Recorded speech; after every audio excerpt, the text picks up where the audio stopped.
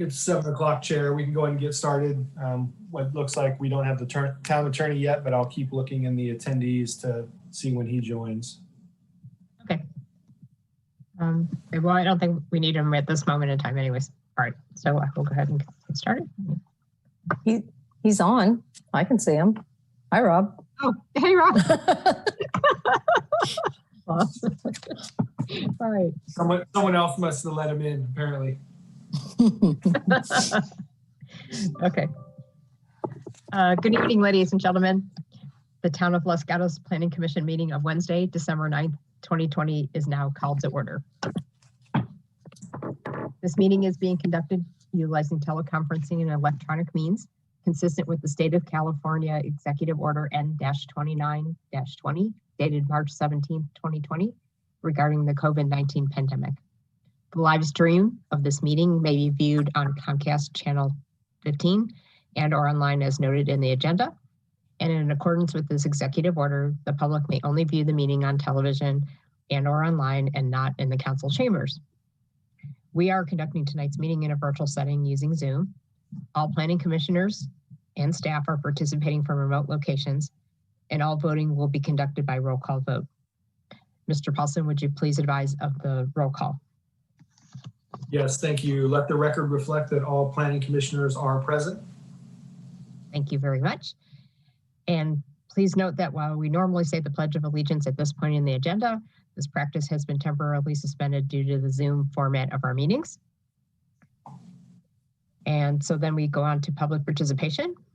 As the Planning Commission conducts this meeting this evening on behalf of the Town Council and all the residents of Los Gatos, we encourage active participation, which is essential for democracy and critical to the work of this Planning Commission.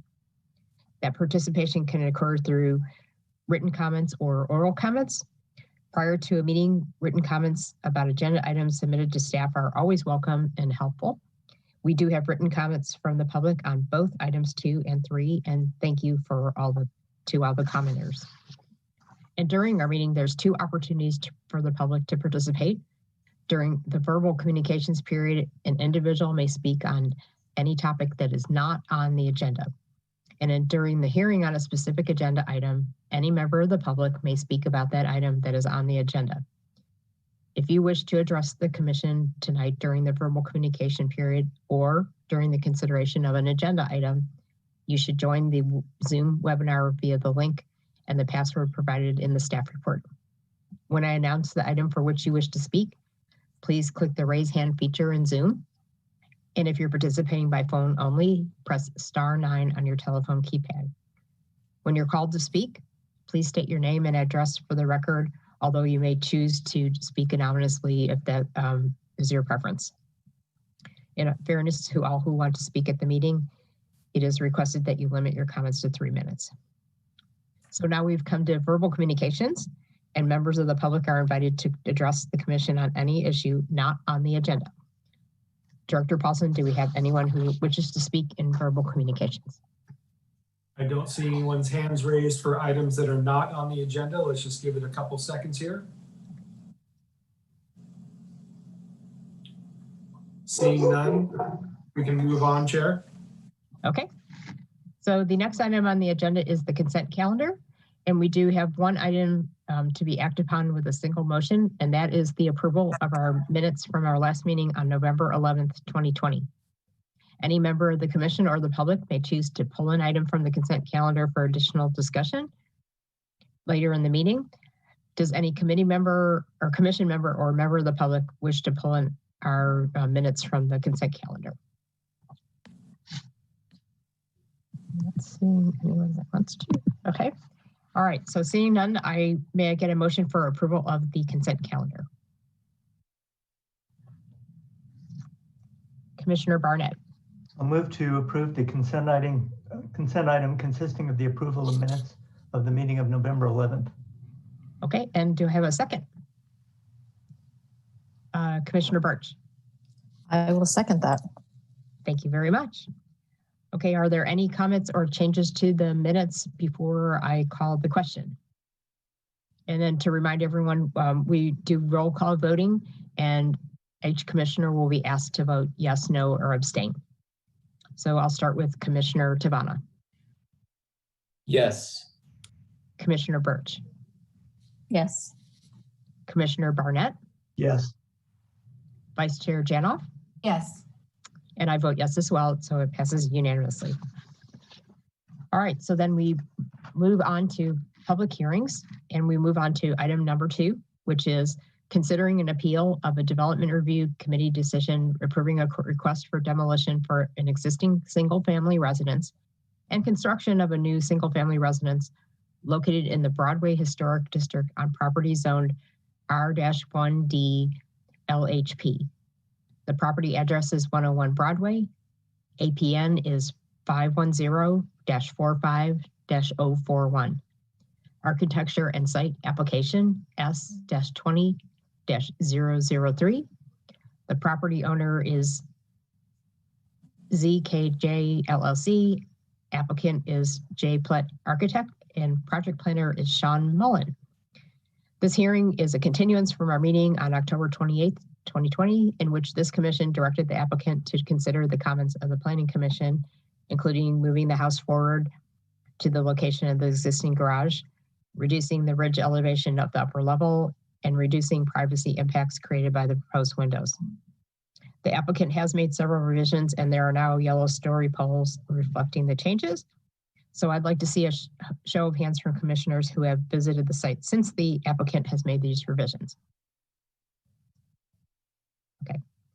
All right. Are there any disclosures by any commissioners? Okay, I'm not seeing any. So I will turn to Mr. Mullen, who will be doing the staff report. Thank you. Before you tonight is the continued appeal of the Development Review Committee approval of a proposal to demolish an existing single-family residence and construct a new single-family residence in the Broadway Historic District. The Planning Commission considered this appeal on October 28th and continued the matter with direction to the applicant as summarized by the chair this evening. The applicant has responded to the Planning Commission's direction by moving the house approximately 3.5 feet forward on the property to the limit of the setback, the front setback, resulting in a lowering of the roof ridge by approximately 2 feet. Additionally, the applicant has reconfigured the upper floor, resulting in a reduction of 11 feet in the length of the upper floor. And lastly, the applicant has revised the placement and size of the windows on the west elevation as outlined in your staff report.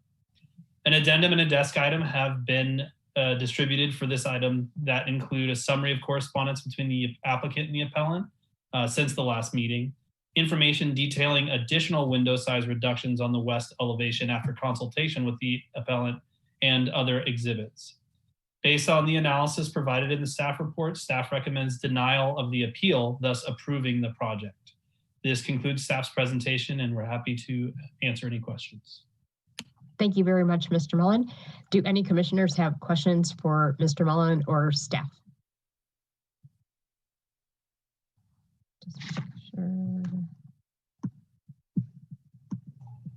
Okay, Commissioner Birch. Oh, and Commissioner Barnett.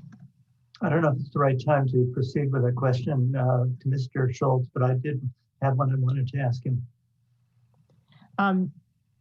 This is an okay time to ask Mr. Schultz a question, and you'll also have another opportunity after we finish the public hearing. Yeah, for Mr. Schultz, the question is whether under California law there's an implied right or easement for view and air and light. There is not. There are certain codes throughout the state that do provide for rights for view or for light, but our codes are silent in that, and there's no implied right. Thank you. All right. Are there any other questions from commissioners for staff at this time? I'm not seeing anyone with their hand up.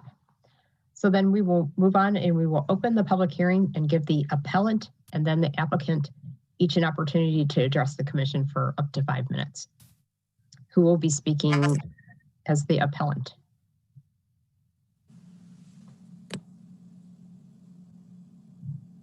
So I'm going to allow Karen Kurtz to speak. Okay. Go ahead, Ms. Kurtz. Wait. Oh, can you hear me now? Yes, we can hear you. So I am Karen Kurtz. I live at 107 Broadway, where I have lived for close to 33 years. I've lived in Los Gatos for 54 years. I'm a retired realtor and have also remodeled and refurbished about a dozen homes in the surrounding area, including Los Gatos. So regarding the revised plans, you've seen in your packet that Mr. DiMattei and I, with my representative, did have a meeting to go over the latest revised plans. And during that meeting, some concessions regarding the windows that were added on my side were shortened. Pushing the house forward should provide a little more light, not the sun, which is the main concern, as the neighbor's large pine tree blocks the sun in that open up area. And it does provide a little more open feeling. A small section, maybe an eighth of my present view of the mountains, should be available from my upper patio, not my main living area inside or outside. Although the upper story back windows are smaller in scale, they now look out onto my patio area and into their bathroom windows. I will probably hear them flush their toilet every time because it's right at the corner of my property. So I appreciate their time and efforts in revising the plans, the meeting, and making some progress. There have been some important improvements. It is my hope that we can stay on this path of talking and making a few other adjustments regarding height and privacy. I'm sure it comes as no surprise that I am disappointed in the lowering of the height by such a small amount. They had already agreed to lower it by 6 inches, so they reduced it by another foot. So during our meeting, this subject was barely mentioned, as Mr. DiMattei said he was not willing to entertain the idea of eliminating the second story in back. And I did relate back that I did not desire to trade my views for a tall building. So the future of the neighborhood in the upper part of Broadway is a concern for the neighbors. We've pointed out in the past that this will forever change the characteristic of our surrounding neighborhood and street. It has always remained a small scale profile. The larger homes at the beginning of the street near Santa Cruz Avenue on larger flat lots are on larger and flat lots. As you go up the hill, the homes remain in almost perfect uniform to one another. On the north side of the street, almost all the homes are 1 story in front, with a 2-story in the back that is not visible from the street. When number 80 was rebuilt, they were required to lower their plans in order to protect the views of number 84. Their driveway and garage, which is a 1-car profile in the front, slopes down.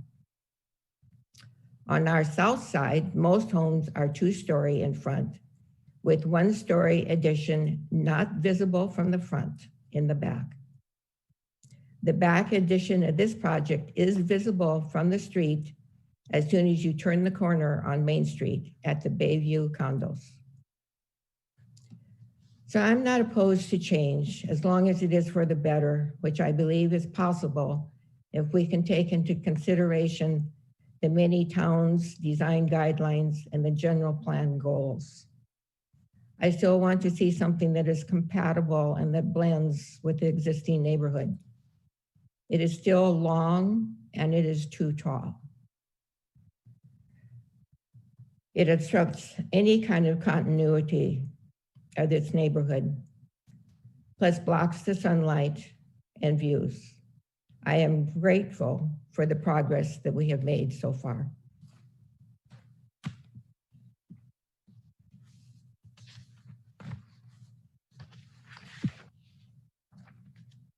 Okay, are you concluded with your comments, Ms. Kurtz? Yes, I can complete that. How much longer do I have? You have about 20 seconds, Ms. Kurtz. That's it. Okay. Thank you. All right, let me see if any commissioners have questions for you Do any commissioners have questions for Ms. Kurtz? Okay, I'm not seeing any. Thank you very much for your comments, and thank you also for all the things that you have written to help articulate how your situation is progressing. So I will, since there are no questions from commissioners for you, I will turn to the applicant, and the applicant will get up to 5 minutes to speak. So whoever will be speaking on behalf of the applicant, please raise your hand.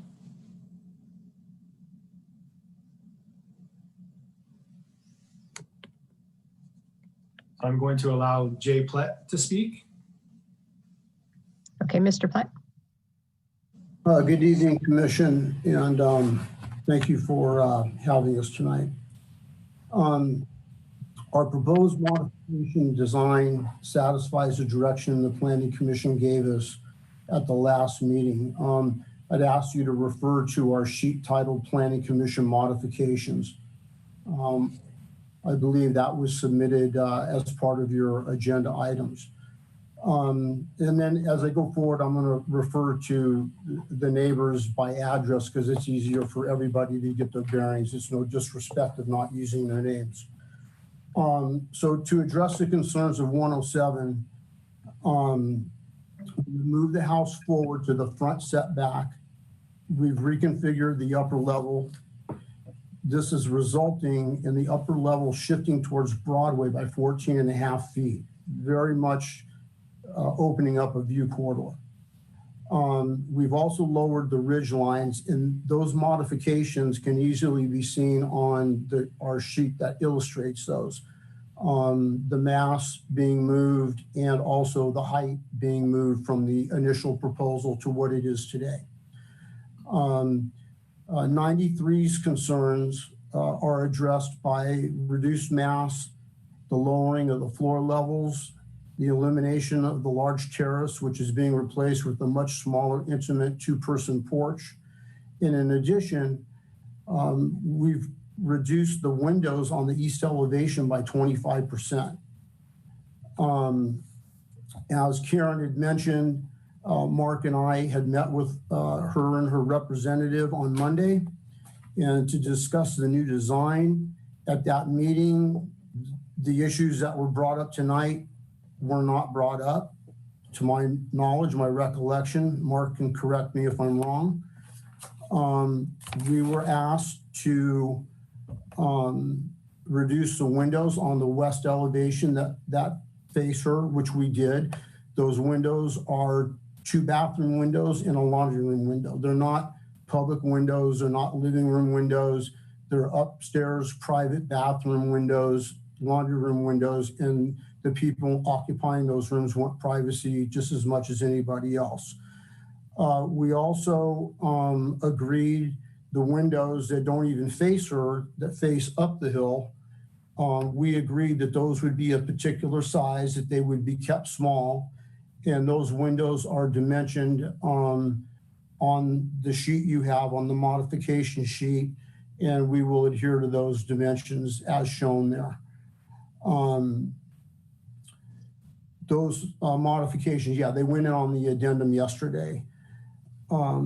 As far as the compatibility of the house, I mean, staff has thoroughly vetted this. HPC has vetted this project. It fits within the neighborhood. It fits within the fabric of the neighborhood. We addressed and consulted all the town guidelines in the design of this house to ensure that it does fit and it is compatible. And HPC found it so, and so did staff. And we would just ask that you would, based on that, plus the concessions we've made and our willingness to work with the neighbors, that you would approve the project as designed and as modified. And I think that's all we have right now, unless Mark wants to say something. No, I think that, thank you, Jay. Thank you, Planning Commission and Karen and all that are listening. I think that we've gone above and beyond on this. I think that the design is wonderful. I believe that this ridge height is been lowered by 2.5 feet, 2 feet from this particular submittal. It's 2 feet lower than it was on the last submittal. By the way, this is not 2-story volume from the back because there's 6 feet of this house at least, maybe 7 feet that's dug into the grade. So this house, if you look at the section, this home goes into the grade. The first floor of this home goes into the grade at least 6 feet. It might be 7. So really, we are not full 2-story volume back there. So I urge you to look at that section. And if you have more questions about it, you could raise them and Jay could respond to that. Yeah. Thank you for that, for the opportunity to speak. That dimension is shown on the elevations of the Planning Commission illustration sheet. It shows there, I think it was 16 feet from the ground to the ridge in the back. So it's effectively a 1-story house in the back because we're benching it into the hillside by 7 feet.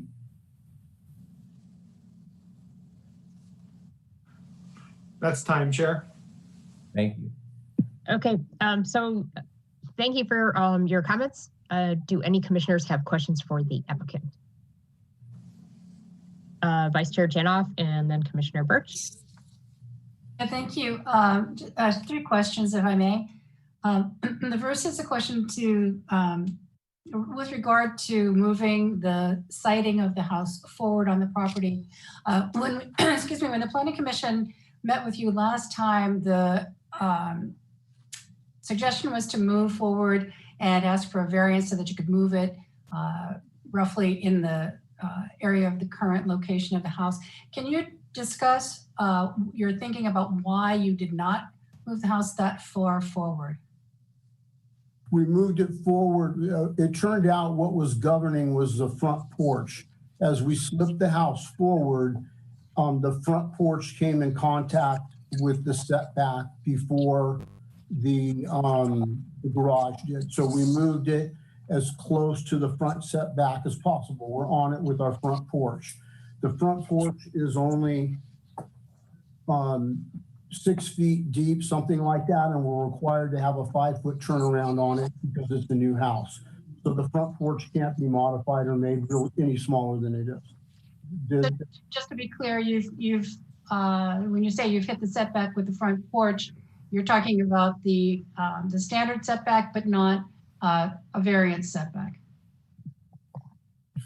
I couldn't understand that. Yes, thank you. We're to the required setbacks. This property is already very close to the street, so I'm also concerned about backup safety. It's on a slight on more than a slight slope backing out. So I believe that this house has been moved forward this 3.5 feet, which yes, it's on the standard setback. And it's also, I think, a safe distance for backup and protection of others walking by. And I think you'll see that from the site plan, how tight it is as it is with the driveway space that's available. Okay, thank you. Chair, if I may, one more question. You mentioned a couple of times that the Historic Preservation Committee had reviewed and approved this design.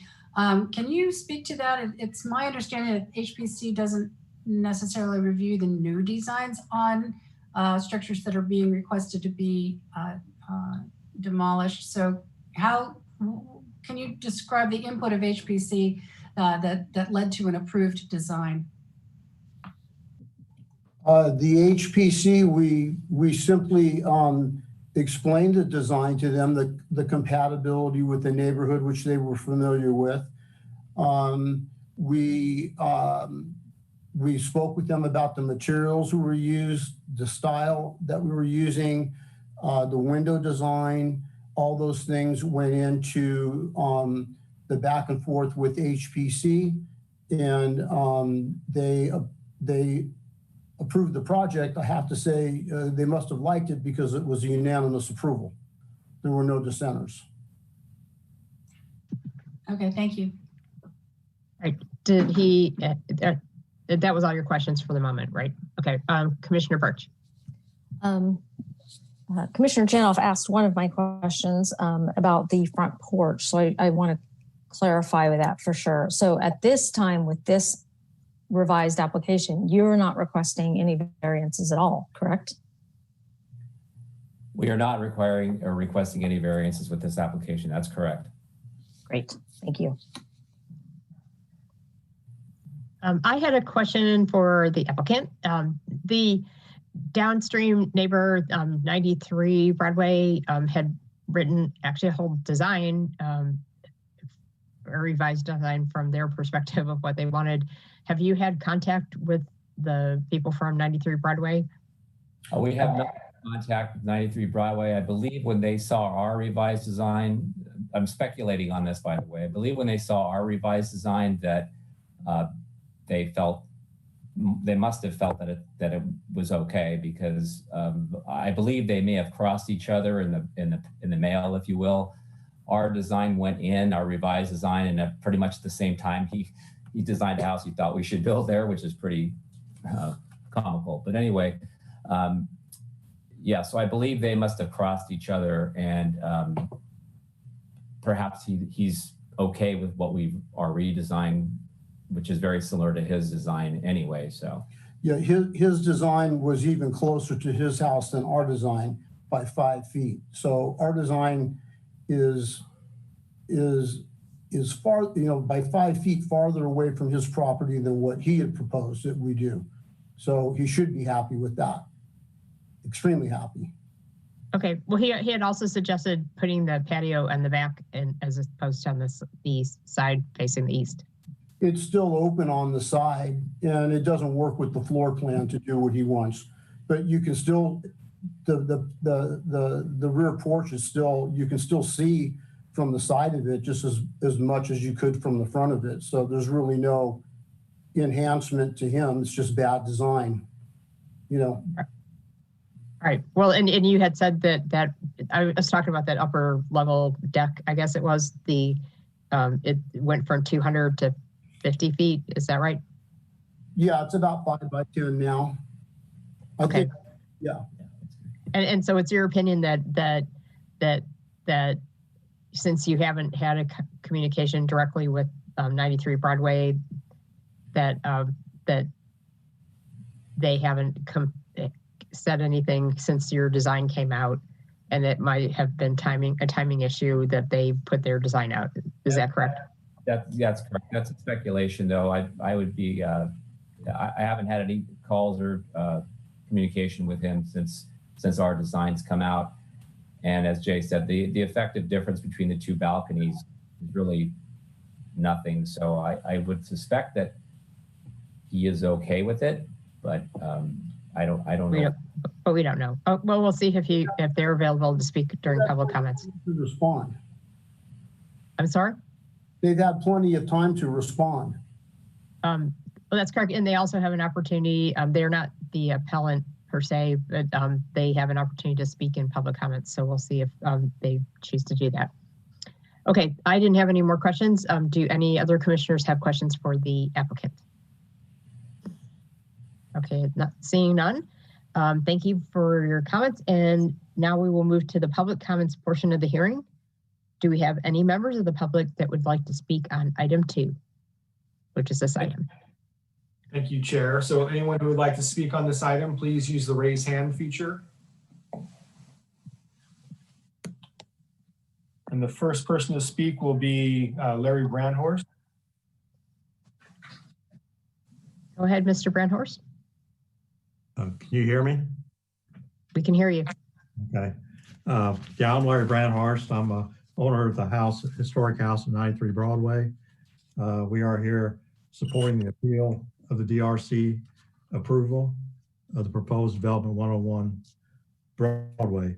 As you can see from all the submitted documented information from the owners and us, there would be a lot of privacy issues relating to our property and our house at 93 Broadway. And that's our major concern with the project. Basically the proposed 101 house main floor level is still approximately 2 feet higher than the existing house main floor level. And the main floor level and back patio of 101 house is 5 feet from 93 Broadway back patio and 6 feet above overlooking our back patio, putting eye level again about 6 feet above top of our fence line and eye level about 12 feet high looking down on our patio. And that's the main floor level, not the upper floor level. Also, they were talking about the revised plan on November 18th. I sent a letter to J. Platt Architect after review of the revised plan that he did. I addressed each concern and offered solutions for each one, stating my concerns and that. I think you all have copies of that letter I sent, and that was sent after reviewing his revised plan. Some of the things I suggested, of course, was eliminating the balcony or moving to the south side of the house facing the backyard and patio area. The use of high clear story windows in the lower level family room and upper level master bedroom areas to allow natural light into the rooms to provide more privacy to the neighbor, our house, looking down, similar to what the windows they provided on the west side for privacy on that side of the house. Also, I mentioned possibly, if you can't lower the house, then possibly installing a privacy fence along the east property line to at least 4 feet above the 101 Broadway house back patio and floor level, which would help provide privacy towards our 93 Broadway historic house patio area. Also, the only 4-foot high fence above the patio level and main floor level would provide some privacy to us, but also allow vision over the top of the fence to the horizon for the people at 101 Broadway. I thought these were all very reasonable solutions to my concerns there. And I didn't hear anything back after I sent this letter to J. Platt of review of his plans. So I'm not sure what That's time, Mr. Brandhorst. That's fine, thank you.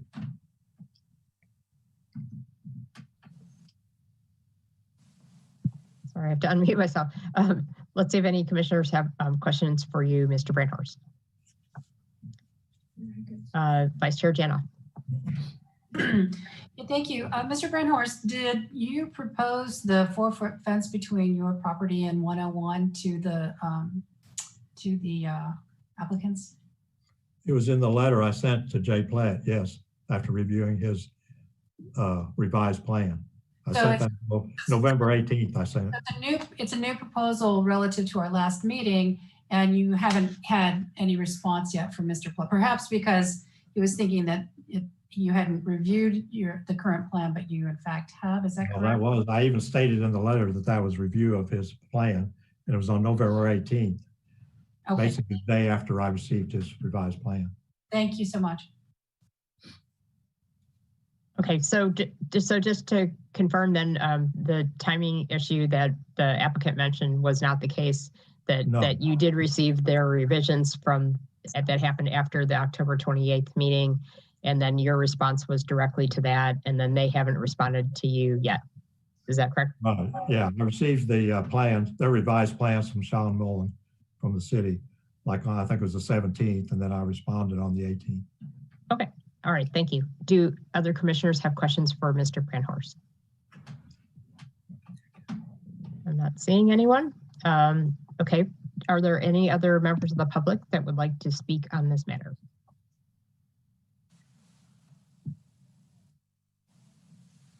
So now we will allow Ms. Merrill to speak, or Merle, sorry. It's okay. Good evening, everyone. It's Ilona. I'm at 89 Broadway. I'm next to Larry Brandhorst. And I haven't been too vocal because I'm 2 doors down, but it still does impact me, and I can see the entire building as well from my yard, which is my main living space. This is really tough because I don't want to be difficult. However, I'm going to say that while there was a new plan submitted, the changes really are not substantive. They don't make a practical difference in any of the privacy issues. And so it makes it really, really tough. Last time, one of the things that was established is that the house was oriented to the side instead of front to back as all of the other houses nearby. And that's kind of still the case, not kind of, it still is. All the windows are still there. There is still a balcony, a 2nd-story balcony, which granted is smaller, but nonetheless. And for Karen, yeah, the wall is still a wall. And I think it's not an issue so much of views. Yes, views aren't a guaranteed right.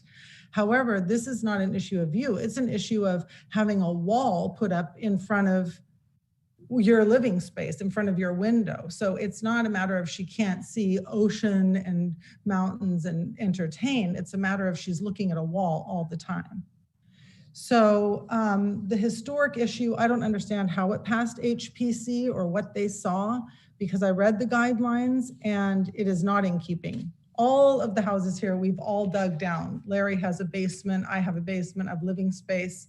We all have living space below. 86 Broadway across the street, I talked to them. They had to dig down. And somehow it just seems like it's a double standard. And yeah, I hope this is still under consideration, and I hope that there can be a more fair agreement. Thanks for your time. Thank you for your comments, Ms. Murley. Do any commissioners have questions? Okay, I'm not seeing, let me just check. I'm not seeing any commissioners with their hand up. Okay, so thank you for your comments. Is there anyone else that would like to speak on this matter? So anyone else that wishes to speak on this item, please use the raise hand feature. I'm not seeing any additional hands raised, Chair. Okay. All right, so then if there's no other public comments, then we go back and we give the first the applicant and then the appellant an additional, is it 3 minutes? Remind me. 3 Yes, minutes 3 to minutes. respond. 3 minutes to respond Yes. to any of the public comments or anything else before we close the public hearing. So I will turn it back to the applicant for 3 minutes.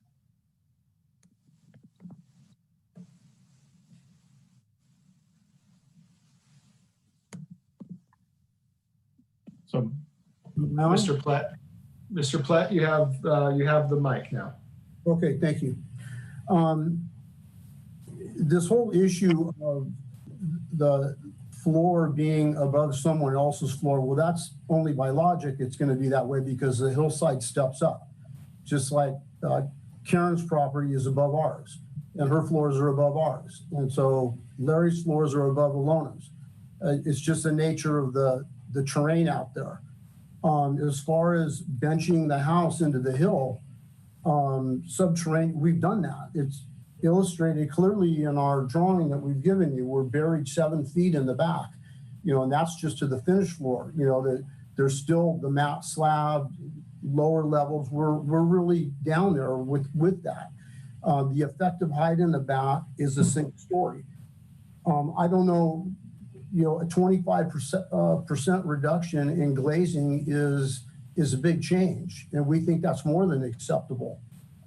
So I think that everything that we've done has really been sensitive to the neighbors and what they've wanted, and we probably did even more than we had to, and it's a good design, and we would just urge you to approve it as it is. We've worked with the neighbors. We've been doing this for a year, and we do have, HPC knew exactly what they were doing. That's why they approved it unanimously.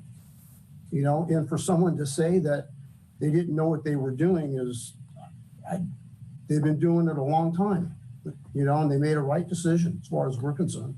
And if I could, this is Mark DiMatteo, if I could speak to Larry's comments. Larry, I'm sorry that we thought it was a timing issue on that submittal, because we thought a lot of our redesign did address what you had, but I'm happy to put a fence in that you described along the property line, and I think we've already offered that in our last session, but that I don't have a problem with the fence, so we could do that. All right. Does the applicant have any more comments they want to make? Or do they have any time left? We can answer any questions that you might have. All right, do any commissioners have questions for the applicant? Vice Chair Jano? Thank you. I was going to ask whether you would consider adding the fence that Mr. Brandhorst is requesting. And so I'm pleased that you're willing to do that proactively. Another question that came to mind when Ms. Kurtz and Mr. Brandhorst were talking about privacy issues. You've got a lot of glazing on the 93 side, and I know that you've reduced the number of windows on the 107 side. Have you considered any window treatment in order to obscure the glass, frosted glass or whatever, particularly on the 107 side to enhance privacy for Ms. Kurtz? As far as the Ms. Kurtz side, the three windows that are facing her property at this time are, as Jay said, are a bathroom window and a laundry room window. We've reduced those windows to 2 foot by 2 foot, and 2 foot 6 by 2 foot 6, and they were roughly 2 foot 6 by 5 foot 6, something like that. And to your question, would we do some obscuring to those windows? Yes, we could do obscuring to those windows. Okay, thank you. And then with regard to Mr. Brandhorst's concerns for the large glass windows on his side of the house, can you make any comment about how you might make any modifications to enhance privacy in that regard? So on the Mr. Brandhorst's side, we have bedroom 1, bedroom 2, and those windows are up toward the front of the house. I think we've taken an entire window section away from the master bedroom side. I think that what we could do on Mr. Brandhorst's side with the master bedroom is possibly bring the windows up from the master bedroom floor so that the sill height goes up to 4 foot 6 from its current. Yeah, I wouldn't do that. Not 4 foot 6? No, I think it's bad design. Well, I'm trying to work with the neighbors. Mark's willing to raise those windows up to 4 foot 6 off the floor. And I don't think that it's going to do any good. I mean, if someone's standing there, they're still going to look out. So all it's going to do is contribute to bad design. It's not going to look good from inside or outside. Yeah, these are long, narrow lots, and to build a house with 0 windows on the sides. I mean, I'm a builder, as you all know, for 35 years, and we build beautiful custom homes. And I don't know anybody who wants a home with no windows. I don't know why that would be expected. Yeah, I mean. Yeah, I mean, who wants to live in a room with the windows that are way up in the ceiling? This lot is 200 feet plus in length. I mean, narrow. So. But anyway, I believe we've done a substantial reduction on window glazing, and if taking the windows off the ground another foot from where they are makes Mr. Brandhorst happy, we could do that. Thank you. And just to be clear, I'm not asking about removing the windows altogether. That obviously was not the question. Thank you for your answers. Thank you. Sorry that I didn't, if I sounded like I misunderstood, I did understand your question. I was just making an additional comment. Great. Do any other commissioners have questions for the applicant?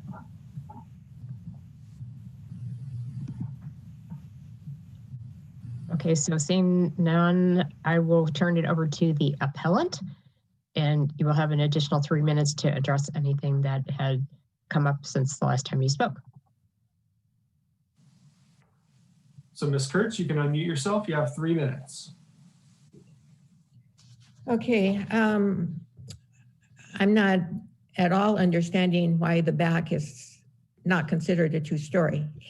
It definitely looks like a 2-story to me, a top and a bottom. So that I don't understand. And I do not want a balcony or even a porch in the back. We've had an agreement with Mark that there would not be a deck on top of the flat roof part of that back portion of the house that is shorter. So, because otherwise they would be looking right over my fence. So I hope that all of that still stays in place. The one area where I'm getting sun now. I'm getting sun from the south side of Ilona's pine tree to the oak trees in the property, the subject property at 101. That's the only sun I'm getting. It's gone to this time of the year by 10:30 in the morning. So light is a major, major issue. And there was an addendum today about the trees that I just kind of wanted to address. The palm tree was not really shading my property. It was too tall. It was over 50 feet tall. And it opened up a view for my neighbors 2 doors up, so it was not impacting my view at all. The trees that Devate took down in the back is where I'm getting sun now. So I'm grateful that those are down. And if anybody plants more trees there, I will have 0 sun. So that's an important issue for me. And, you know, when you look at it from my property, there's just no way that it blends in. It's with the neighborhood. It's just an obstruction to blend in with anything. It just stands out. I had one neighbor come by to look at it and he said, "Oh my God, are they building a hotel there?" So I just wish it could be lowered a little bit. Thank you. Thank you for your comments. And do any commissioners have? Maybe I should add that was brought up at the meeting on Monday with all of us. I had mentioned in my talk that it was brought up, and Mark said he did not want to entertain not having a second story. So we went on to other subjects to talk about. Okay, thank you. Do any commissioners have questions for the appellant, Mrs. Kurtz? I'm not seeing anyone with their Commissioner Birch. I just want to clarify one of the things that she said. When you were talking about the balcony, you also said that you didn't want them to have a patio in the back. Were you referring that comment to the flat part of the roof, or were you saying in their back past that on actually like the ground level, you did not want any patios? I'm sorry, if I said patio, I meant porch, a porch or a terrace. Oh, on that flat part is what you meant? Yes. Or okay. A deck. We actually called it no deck on top of the flat roof. Okay. All right. Thank you. Okay, do any other commissioners have questions for the appellant? All right, I'm not seeing anyone else with questions. So then we have concluded the public hearing, and I will turn it back to the commission to see if there are any additional questions for staff or comments, or if any commissioners are ready to make a motion. I think we probably aren't ready for that just yet, but let me see if any commissioners have questions for staff at this point or comments that they'd like to make at this point. Commissioner Barnett. I have a number of comments to make. Commissioner Janoff mentioned in the last hearing on this matter that it's an extremely difficult situation dealing with a hillside development, and there are going to be difficulties for both the lower owner and the possibly the upper owner as well. Here, in particular, I wanted to point out that despite that difficulty, I would be inclined to support a motion to deny the appeal. The Historic Preservation Committee did do an analysis and found that it's compatible, the proposal is compatible with the neighborhood if channeled horizon woodlap siding was used. I don't know if that's beyond their jurisdiction or not, but it's a factor that's important to me. They also approved the plans as to style, mass, and scale, and recommended approval to the DRC. Secondly, I think the plans are respectful of the scale, texture, and character of the surrounding neighborhood, and that the residents will blend in with it. I think the applicant has made good faith efforts to meet the requests of the Planning Commission at the prior hearing. And I believe that unfortunately additional lowering of the roof height or movement forward would unfortunately not materially improve the wider view at 107. And for better or worse, the loss of view, air, and view as indicated by Mr. Schultz is not protected by California law. Okay, thank you very much for your comments. Commissioner Birch. I agree with Commissioner Barnett. That was very well spoken. I think that the updated plans have integrated so many of the comments that we had from our last meeting. And I think that they've done an excellent job of really trying to work on an extremely difficult lot, yet being sensitive to their neighbors. I don't think in any situation when you've got a hill like this, narrow, long lots, it's never going to be what everybody wants. But I do feel like there's been a lot of work done by the applicant to take those comments and integrate them into the design while still keeping a well-designed house. So I would definitely support denying the appeal. Thank you very much, Commissioner Birch. Do other commissioners have comments or questions? Commissioner Tabana and then Vice Chair Jana. Yeah, I would like to echo, what Commissioner Barnett and Commissioner Birch said, as they succinctly put it. The applicant, in my opinion, addressed the Planning Commission's comments, and I think they addressed a lot of the neighbors' comments within reason. Obviously, it's tough and challenging to make everybody happy with such a challenging lot. And lastly, the application as presented is not requiring any variances, and particularly for that reason, I support denying the appeal on the approval of the project. Thank you, Commissioner Tabana. Vice Chair Jana. Yeah, thank you. I agree that there has been good work in changing the siding of the building. I'm honestly a little bit disappointed that it didn't go into the variance. I think that a little bit more shift could have made a bigger difference. As we saw, it would reduce the height as well as other privacy issues. So I'm disappointed that it didn't go farther, but I appreciate the work that has been done so far. I would support the denial, but I would ask that the items that we've talked about be part of the conditions of approval. And those would be the request for obscured glass where it makes sense, particularly on the 107 side. No deck on a flat roof portion of the proposed building, a fence between 93 and 101.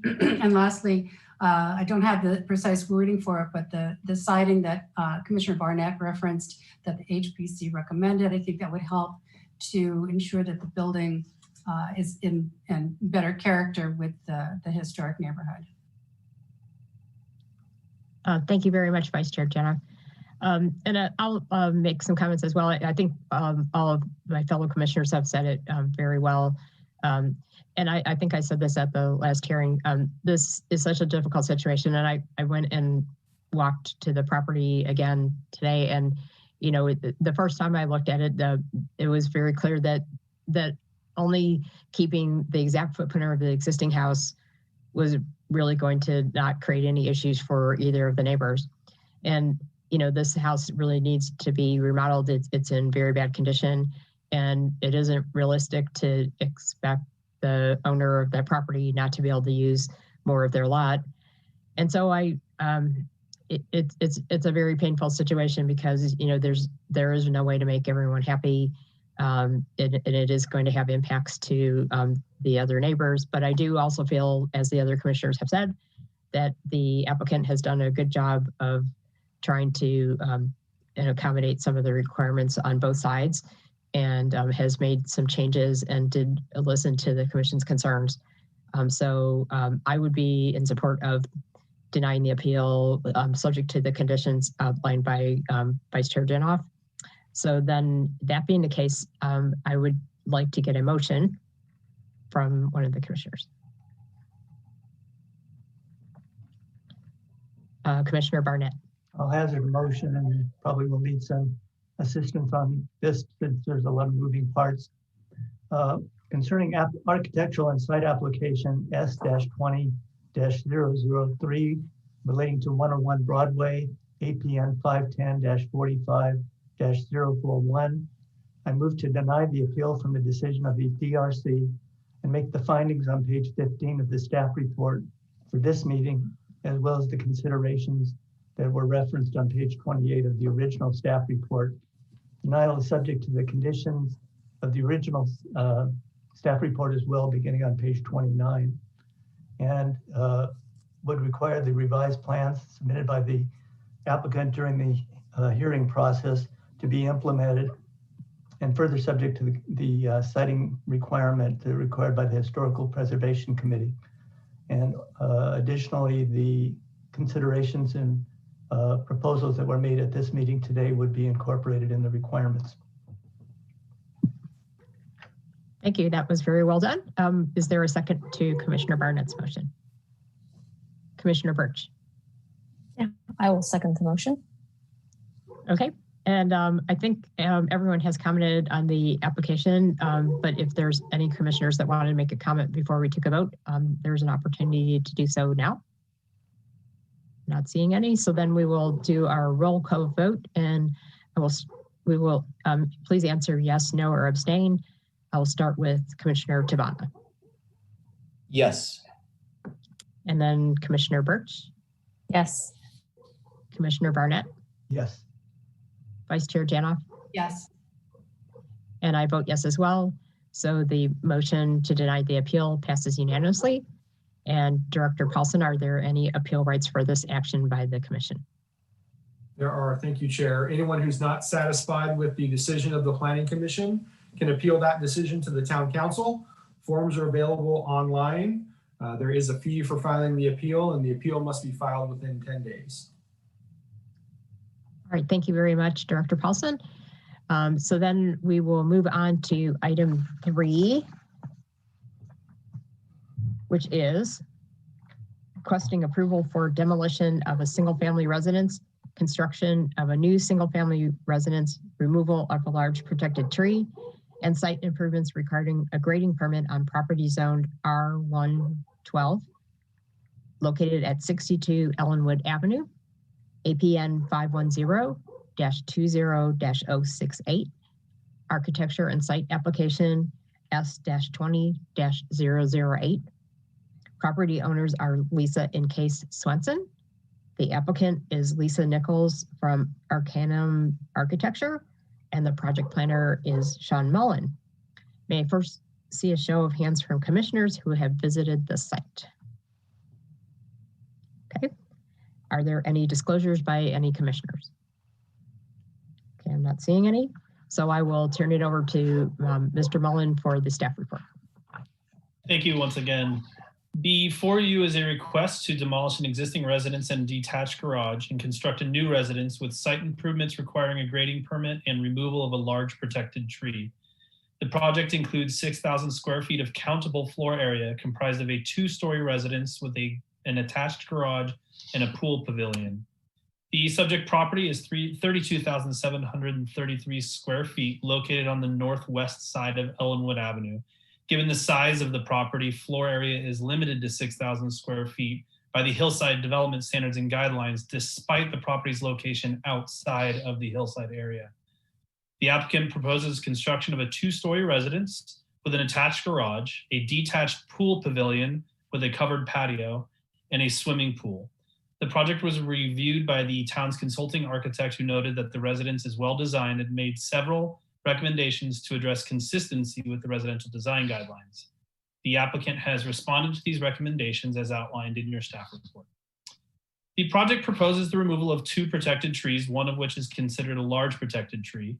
This tree would be removed to accommodate the location of the proposed residence, which was cited to preserve the characteristic deep setbacks of the site. The project also requires a grading permit for grading exceeding 50 cubic yards. The majority of the grading activity would be located in the front yard area, where grades would be adjusted to accommodate the new driveway. Slopes on either side of the driveway would be adjusted to appear natural and avoid the use of retaining walls. Lastly, the applicant requests a fence height exception for the proposed 54-inch tall vertical wood picket fence and new vehicular gates in the front yard. These features would be located within the required front setback area where fence heights are limited by the town code to 36 inches. A discussion and evaluation of this request are offered in your staff report this evening. Based on the analysis provided in the staff report, staff recommends approval of the architecture and site application subject to the recommended conditions in Exhibit 3.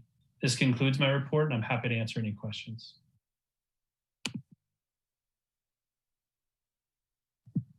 Thank you very much for your report. Do any commissioners have questions of Mr. Mullen or staff at this point? Okay, I'm not seeing anyone.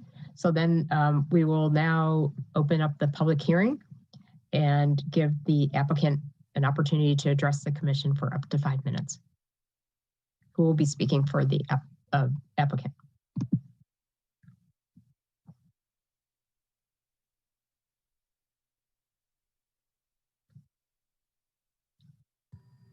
Director Paulson is on mute. Oh, I am here. This is Tim Chappelle from Arcanum Architecture. I'm the principal. Okay. Hi. Sean, can you bring up the little presentation I sent you? So I'd like to do today is kind of walk you through the design process. I think it'd be helpful for you to see what we've been working on in the design of the house and how it evolved, because I think it's been through a journey, and I think that the story is in the journey for what I like to explain. So my name is Tim Chappelle. I'm the owner and principal of Arcanum Architecture. I've been working with the owners, Lisa and Kay Swenson. They're on the call for any questions. We also have the landscape architect, John Merton from Studio Green. He'll be available to answer any of the commissioners' questions also. But I'm going to briefly walk you through 5 minutes, kind of explain the development of the design. So back in spring of 2019, we were going through the HPC process for the potential removal of the house. As you can see in the slides, if you look at, we did a whole presentation about it, but the slide on the left shows how the original house built in 1925, which is characterized as Spanish eclectic colonial, was added on over time. The gray represents the existing house that was when it first was built. It was added on the blue in the back, and then the green in the front, and the size in the garage over time over the years. The property itself is, if you look on the map on the right, we did a little diagram showing the development in the area, showing hatching when we went through the process, showing the darker red is how newer houses built in the area, additions, et cetera, to kind of show the dynamics of the community being involved with it. Sean, can you go to the next slide, please? You guys seen that? Is that zooming? Can you zoom out to be full size or? Thank you. So the house, the property itself, is a pie-shaped parcel. As you've been there, it has it's a curved street on Ellenwood. It has it's almost like a corner lot in many ways, but it is a curved street with many views looking into it. It's a rather dense neighborhood with some larger parcels that are around this area specifically. This parcel is 3/4 of an acre, while some of the other parcels are in a smaller range around on the other side. The shape of the property is unusual for its pie-shaped. It has a really wide street facade, but it goes to almost a point towards the rear. It also has a grade changes. The front of the property is on the lowest point. It goes to a knoll and then comes back down into a creek, which creates some interesting architectural things for siting the house. Now, the existing house, as you see, we did a little gray hatch showing the light gray showing the one-story house, the dark gray showing the two-story portion on the site plan. And we kind of did a darker hatch to show the major oak trees on the property. So there's really 8 oak trees that are the major trees that are on the property. And you can see there's 5 in the knoll here where the existing house is. And that is at the highest point in the center of the piece. And if you look at the far left, you'll see one of the trees specifically, and you'll see the client walking through there, is one of the additions done in the last part of the century really constricted that tree in the middle. And I don't know if you guys got to walk through the backyard, but if you look in the middle of the property, you'll see that oak in the middle is really restricted. So when we first started this project, we had an arborist come out here and say, hey, we want to build a house here. Can you help us evaluate the trees? They said, well, all the trees are being, they have issues, obviously, with the adjacency of the existing house, especially that one that you see there. And there's been remodels and additions that have all gotten tighter and tighter. And they said, specifically to save all these trees, you need to build a house as much as you can outside, preferably the canopy of the trees. And, ideally then don't ever get closer than the existing trees that would create more of a harsher environment. So our first thought would be when the design, this is back when we were working during this HPC process was going through, we said, let's put the house in the front yard because then that would really pull it away from the trees. Sean, can you go to the next slide? So the first scheme we did, we were looking at was showing the house footprint here, the light gray being the single story, the dark gray being the 2-story.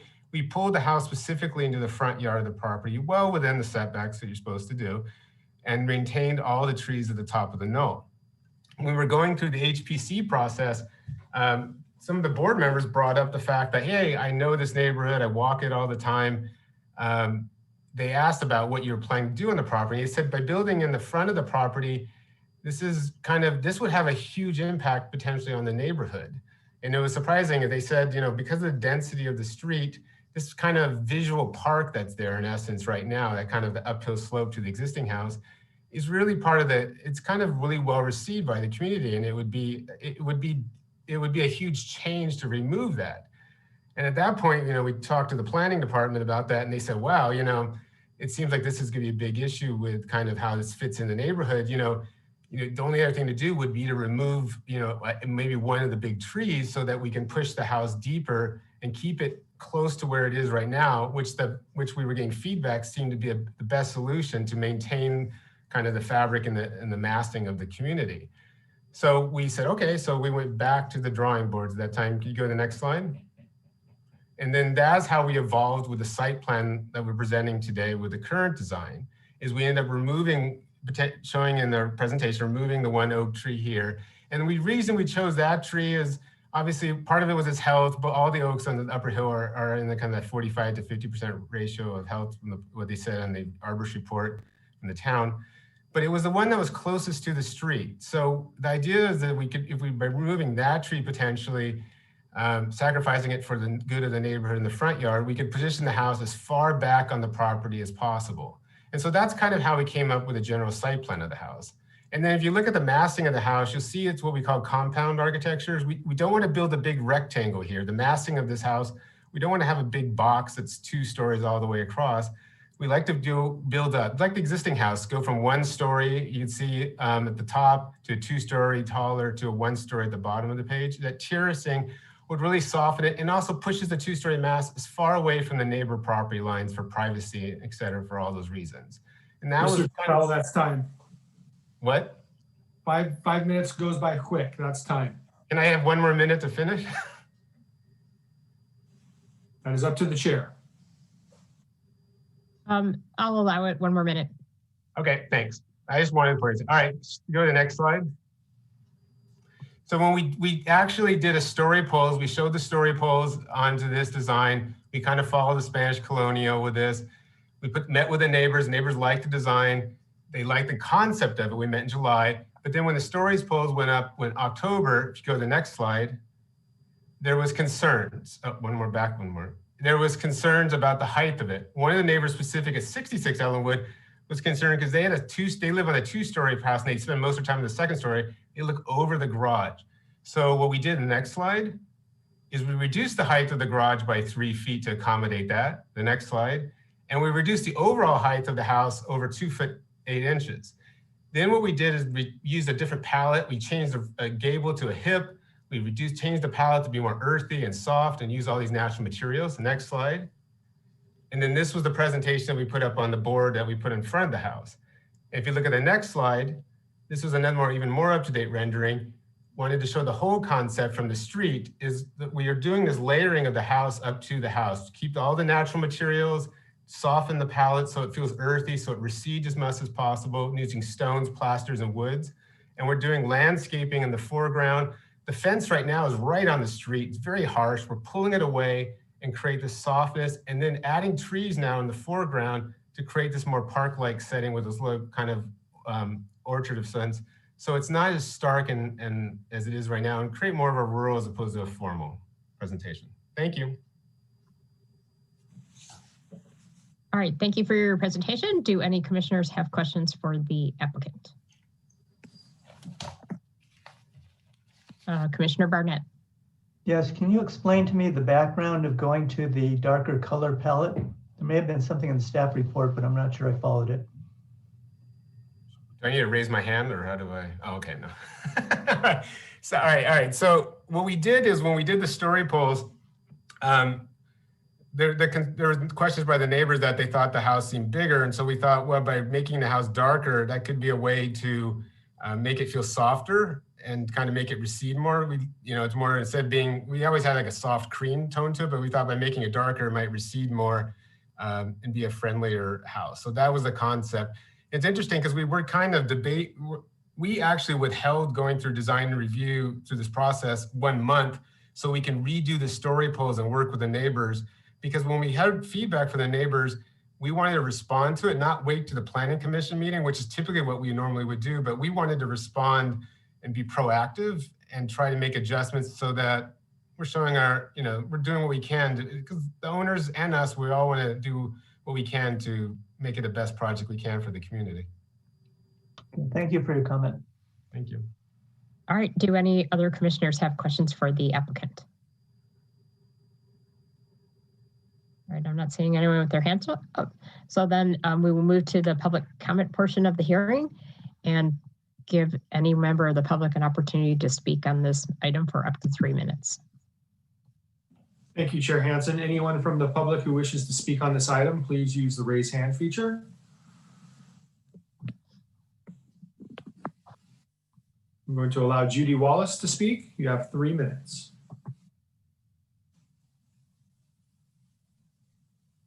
You just need to unmute yourself, Ms. Wallace. Yes, my name is Judy Wallace.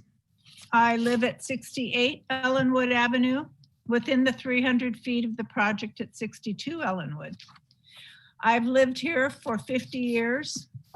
During this time, our neighborhood has had to object to several developers and their projects that were not appropriate for our historical nature of our neighborhood. Fortunately, as you can see, as you do a drive-by through Ellenwood and surrounding streets, that we were successful by keeping our charming neighborhood the way we have always loved it. The objections for most part have been the same over the years: size, design, overall mass. However, this current development is even more complicated with the removal of an oak tree, and now we find out tonight possibly 2 oak trees. In the past, and I speak from experience here, most of us have all done remodels on this street, and we've kept our houses from the front. You can't tell they've been remodeled. When we started our remodel, the architect forgot to measure a big limb that hung out one of our oak trees, and we have 3 good sized oak trees on this property.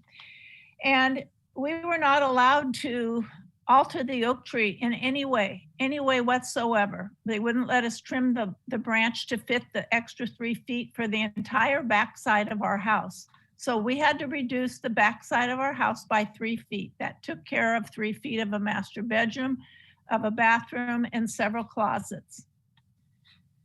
So I just kind of want to say what's fair for some of us is fair for all of us, especially the folks that live here that value those oak trees.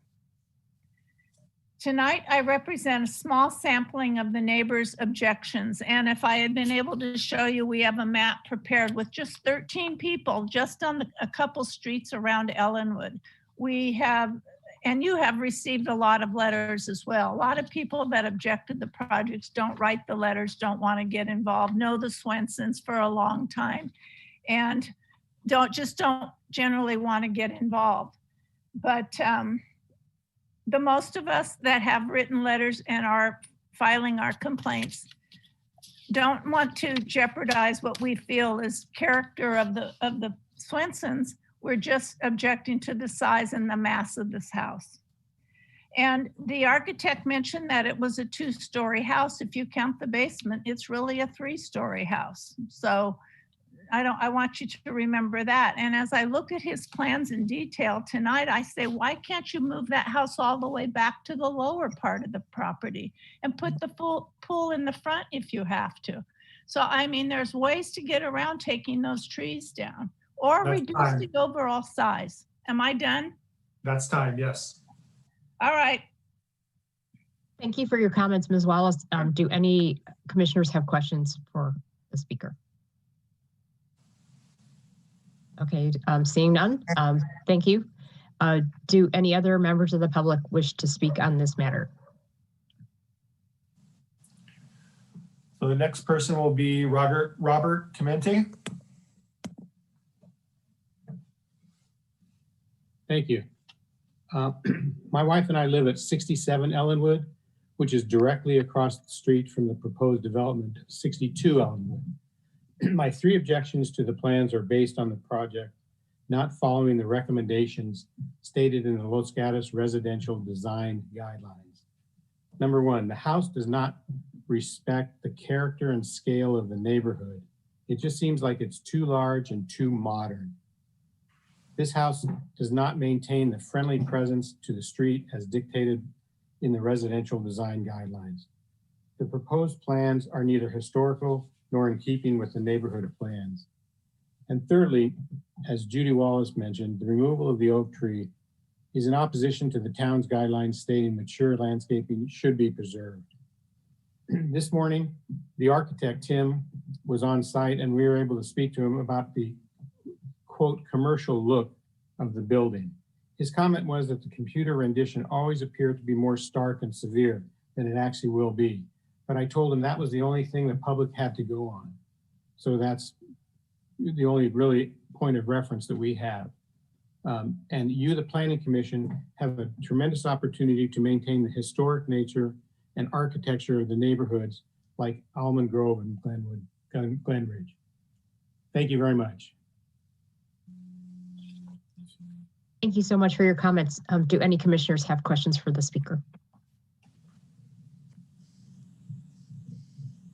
I'm not seeing anyone. Let me just double check. So there's no questions for this speaker. Is there anyone else that would like to speak on this matter?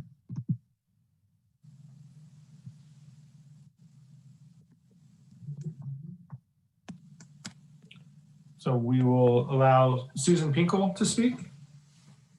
Hi, my name is Susan Pinkel. I live right next door at 66 Ellenwood Avenue to the new proposed house. We have a number of objections. Primarily, it is based upon the town's own residential guidelines. Firstly, the house is very large. I do understand that according to the size of the land, the house can be 6,000 square feet. However, the size of the land is an unusual size. It's a diamond shape, triangular shape. And to create a 6,000 square foot house, the way they are planning it, where it's located, it's just going to be a massive building that's looming over the other houses. I do believe it is out of character. However, if they could do something that kind of makes it more historical looking, it would be fantastic. Our biggest concern is that we bought this house. We live on the upper side, so we are on a higher elevation than the Swenson's house. When we bought this house in 2012, one of the biggest selling point was the fact that there is this balcony that spans our living room, dining room, where we all spend predominant amount of time. And we had this open and airy view, even though the Swensons have claimed a second story. They do say it's not really technically a second story. It's a pretty low, higher level. So we look at an open, airy, and green view. What I don't understand is they keep arguing that we have a two-story and therefore they are entitled to two-story. We actually have, the previous owner had actually cut into the land and built a basement. So a third of our house is in the basement, the garage is in the basement, and there's lots of living space in the basement. The way they contoured the land, so they actually kind of leveled it. But you're coming from the front of the house, we are actually on street level. So I said to Tim today, I said, why can't you level your land? Because you are actually going up 10 feet from the street, right? And you can perhaps level the land and still create your basement, which is about 2,500 square feet. And he said, no, because the oak tree in the back was going to be an issue and they can't dig down. And I said, but they're going to build a basement anyway. So how come you can't level the land up to where you are permitted to get to stop, to prevent anything happening to the oak tree? But I am getting, lots of different roundabouts. Anyway, that's time. Much my points. Thank you. Thank you so much for your comments. Do any commissioners have questions for Ms. Pinkel? Okay, I'm not seeing anyone. Are there any other members of the public that would like to speak on this matter?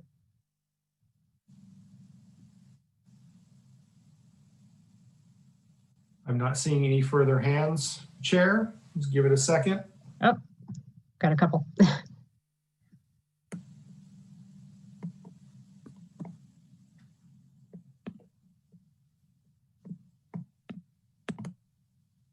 We'll have Shannon Burnett.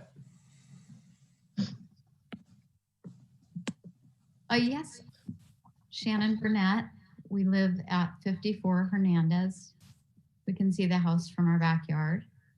We're calling, my husband and I, Dr. Greg Burnett, and I are calling in support of the Swenson project.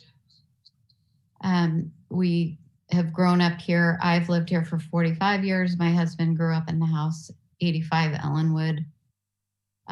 He's been here for 52 years. And my mother-in-law, father-in-law went to Los Gatos High School.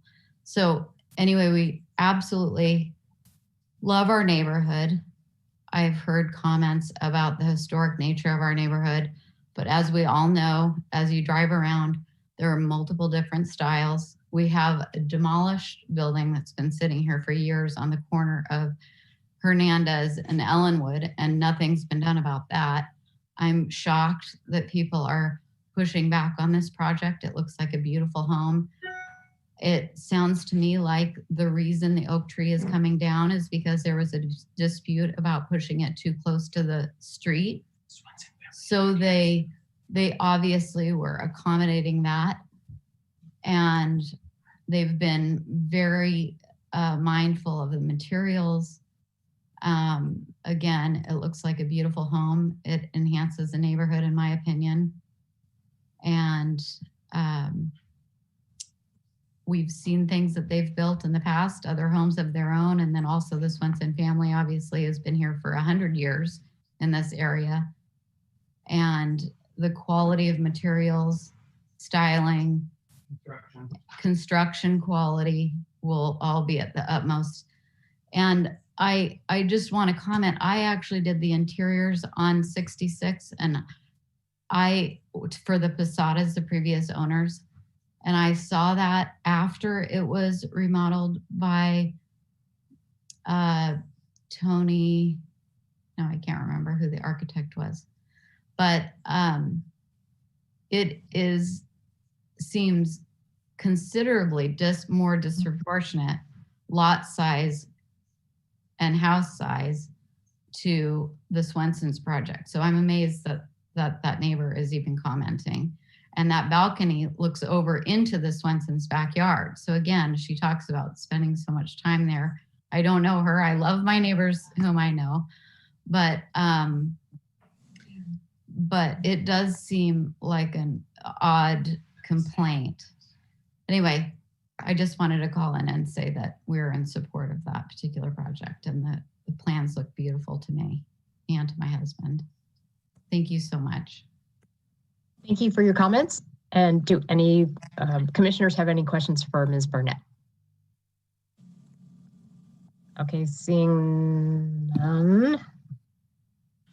It looks like we have one more speaker from the public. So the next hand is Lee Quintana. Unfortunately, she must be using an old form of Zoom because I'm not able to allow her to speak. So I'm going to have to promote her to a panelist and then allow her to speak.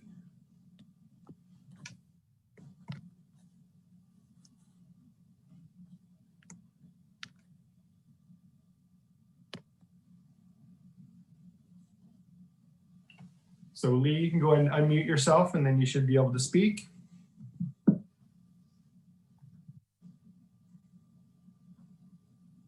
Sorry about that. Can you hear me? Yes, we can hear you. Okay. Okay. I'd like to just make a couple of comments. I think there's been a lot of talk about the massing in the tree and the character of the neighborhood. So I'd like to concentrate on a couple of other things. First, I was not able to find any information from the HPC regarding their discussion on the house. I looked back a year, but wasn't able to find anything. Secondly, I understand that this is a constraint lot, but we have lots of constraint lots. And I think the idea when you design on a constraint lot is that you design with those constraints in mind, rather than thinking them as constraints and therefore they don't matter. I'm not going to comment on where the house is placed, but I will comment on the fact that I think the house is uncharacteristically wide for the neighborhood and relatively shallow. And given the fact that the lot is constrained by its pie shape, it would seem more logical to have the house be deeper into the lot so that it didn't occupy as much of the frontage. As the staff report says, it stretches across the lot almost from setback to setback. The other thing I would comment on is the driveway, the paving in the driveway, and the number of parking spaces that are being requested.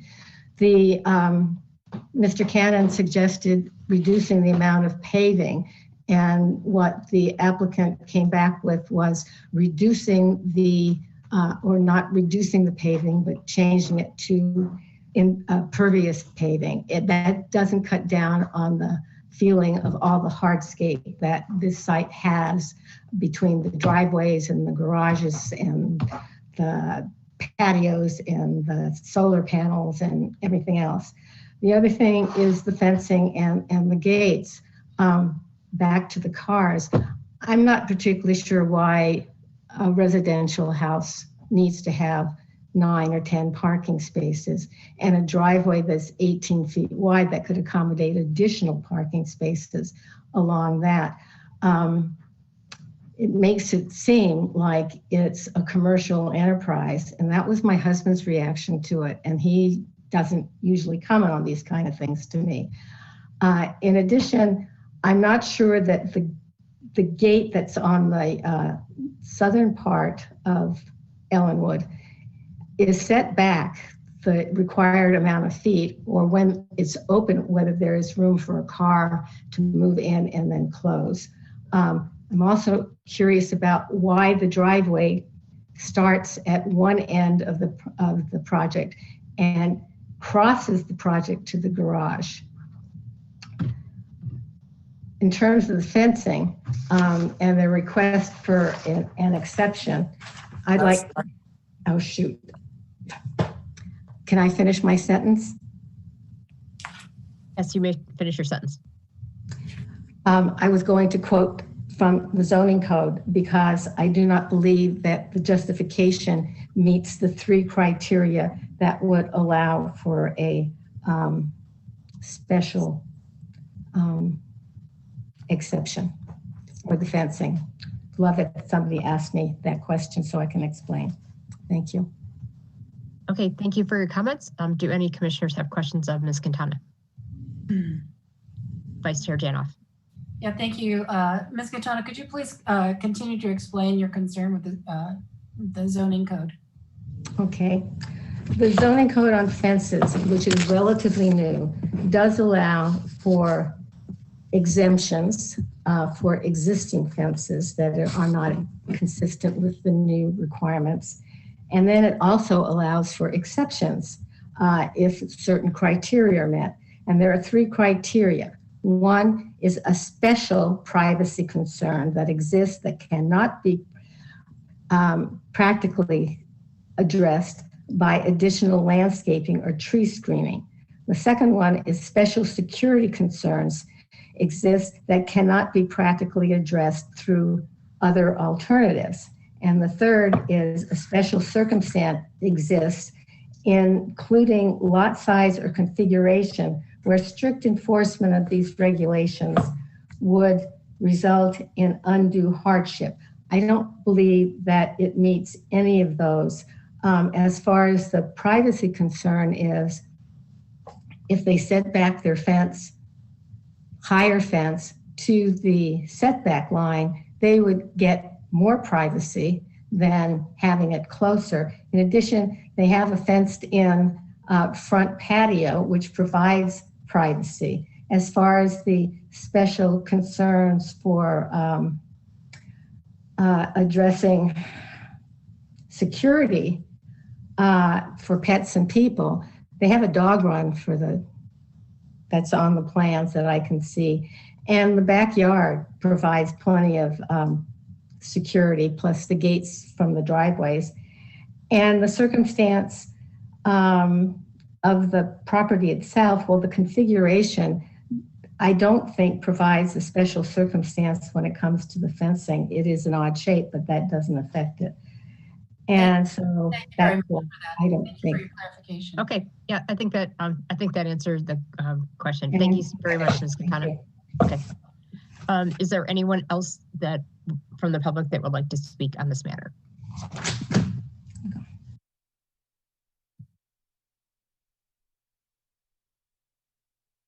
I'm not seeing anyone with their hand up. I am not seeing anyone with their hand up either. Let me just double check. I don't see anyone else, so we'd bring back the applicant for up to 3 minutes. Yep.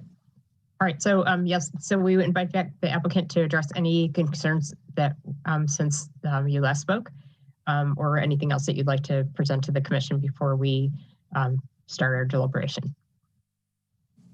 So Mr. Chappelle? Yes, I'm here. This is here. Can you bring up the slides, some more slides for me, Sean?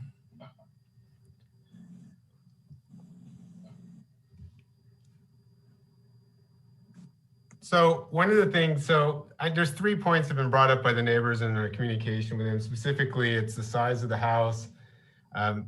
Because this is a kind of the transitional neighborhood with a bigger lot. There's smaller lots around us. The height of the house and the architectural vernacular. As I said in our presentation, we've been really working with everybody trying to find the perfect blend of addressing all of these points through this design process, even before coming to your meeting, even more than I've seen on other projects. So I want to do is just kind of talk you through a few things. Regarding the height limit, there's 30 feet, and some people have quoted that we're maxed out. We're not, we're well below the height limit of 3'4" below the height limit. So we are following that guidelines. In the size of the house, I think it was in Sean's report, it says that out of the 11 houses in the neighborhood, we would be, we'd be like the 9th FAR, highest FAR, so the 3rd lowest FAR. Again, we're not maxing out the property or overbuilding on it. And the other thing is kind of understanding, this is a change, obviously, in putting any house on this property with existing house. And then just to kind of give you an idea, this is a picture showing the 2nd story, which everybody calls it a 2-story house, but this 2nd story, the plate height is only 5'10", as you can see in this picture. Next slide. And when you superimpose the existing house in the neighborhood, you can see that the neighbors' houses, they're all bigger in size, and even on sometimes even smaller properties. Keep going on the slides. This is the existing house. You can see that the height of the neighbors' houses are all breaching closer. There's more mass to it. One more slide.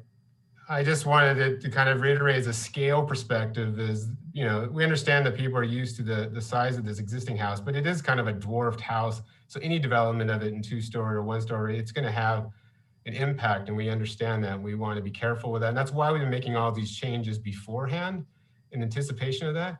And the architectural vernacular and style and the tweaks of that, our client is willing to work even additionally to make these, not to change the whole concept of the house in any way, but we've been talking about fine tuning the finishes, et cetera, like that, to kind of soften the house and working with the neighbors on landscaping. And we still intend doing that as part of our process. And that's what I was telling the neighbors today, that this isn't like an election where it's lose or win.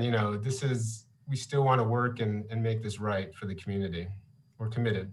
And if you have any questions about the fencing or landscaping, I would ask John Merton, the landscape architect. You can ask him anything you want to ask. He'll be able to direct those. Thank you. Okay, so do any commissioners have questions for the applicant at this point? Because this will be the last chance to ask. Vice Chair Janoff. Thank you. Yes, I do. Mr. Chappelle, I was actually very interested in your presentation and the history of the progression of the design. And the slide that you showed with an earlier design of a more Spanish colonial style of home was intriguing. I thought, wow, that's a really beautiful design. And I'm wondering, what made you feel? I mean, you spoke about color and changing the creamy tone of the Spanish colonial style to the darker tones, but in doing so, it looks like you considerably changed the overall look of it, so it doesn't carry that Spanish colonial any longer. It's become much more of an eclectic, modern-looking style and in a very commercial looking structure, as many of the neighbors have pointed out. Can you comment what happened to the Spanish colonial? I'm sorry. Okay, good. So we still have the bones of all the Spanish colonial. We were just trying to address, and maybe we are too aggressive in trying to address the comments from the neighbors. But I mean, it's still the same house in respect. We just went to the hip roof and changed the tone of the house and added more siding and more we did some brackets and craftsman things.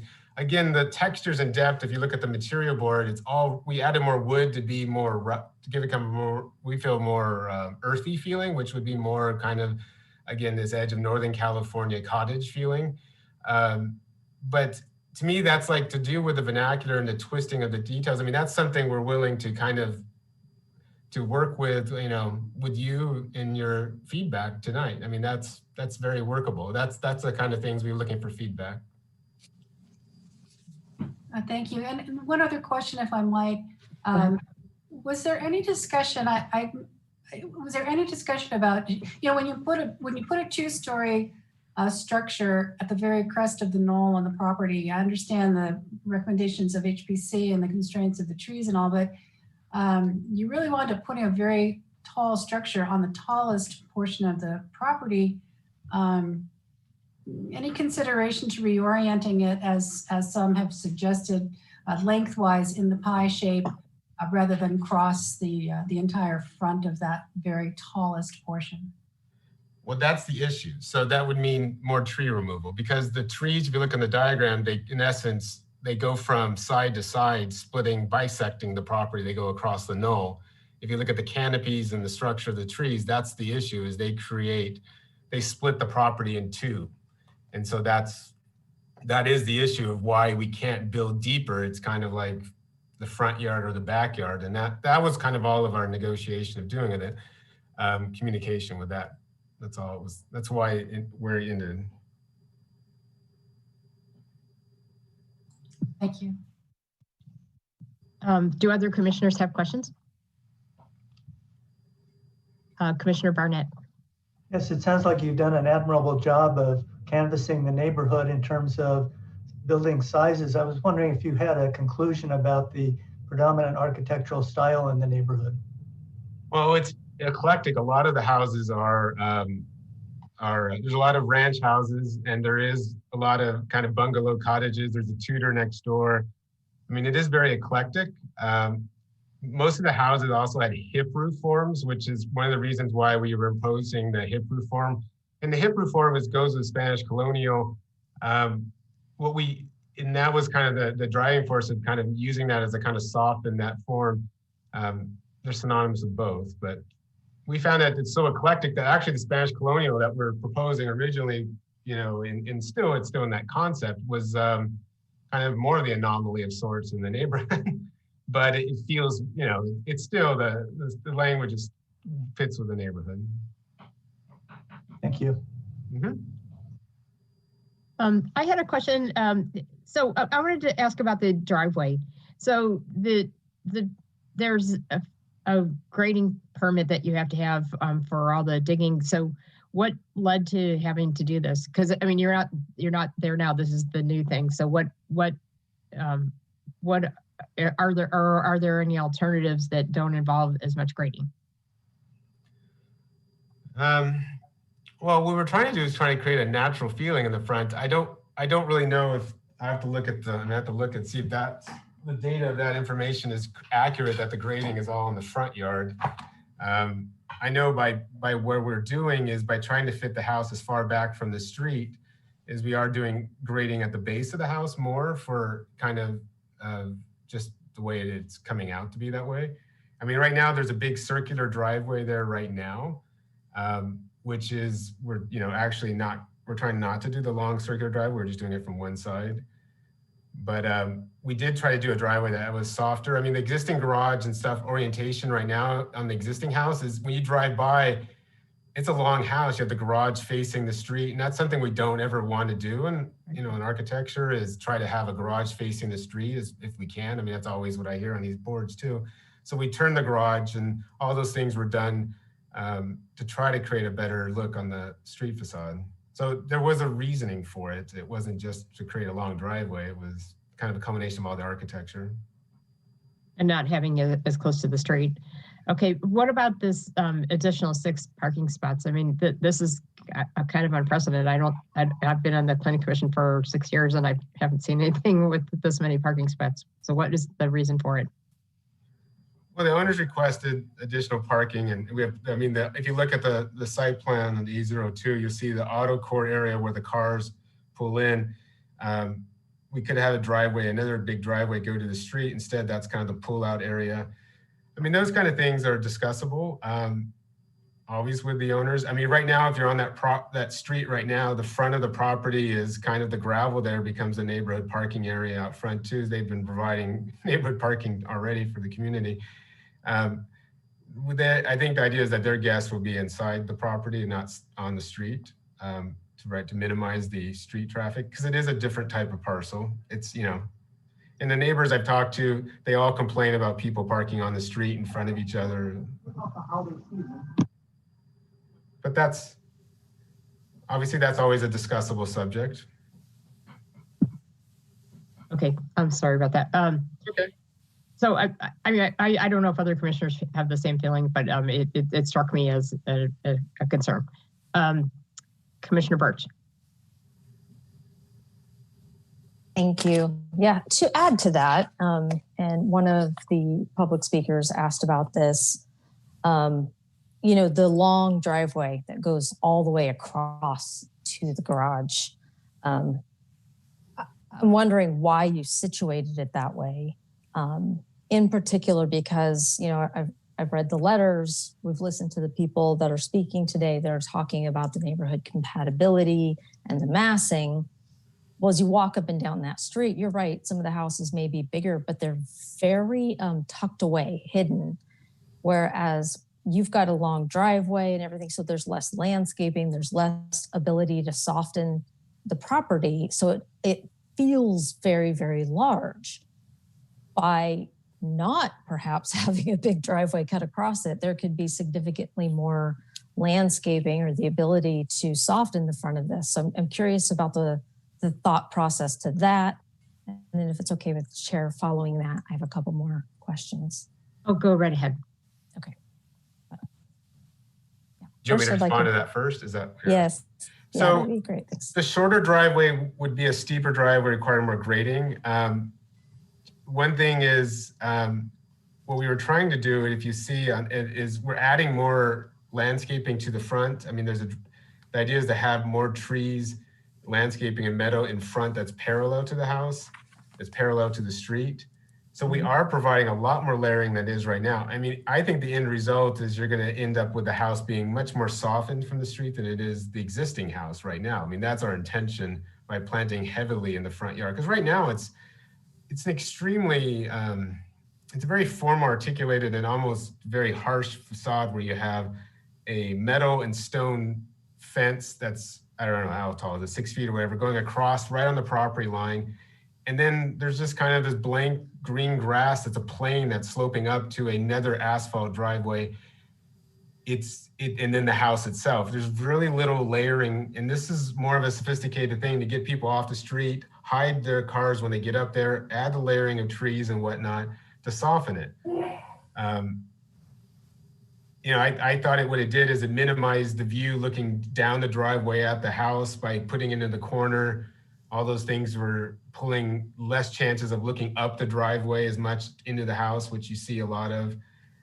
Those were, and the steeper driveway. I mean, those are considerations. Those reasons we did it. Our goal is hopefully in the end is to kind of hide the driveway when it gets to the upper level where it plateaus and you just have the planting in the foreground. Okay. Okay. And then a couple other questions about materials. It looks like you're doing is it the standing seam metal roof on a couple areas. Is that correct? Yes.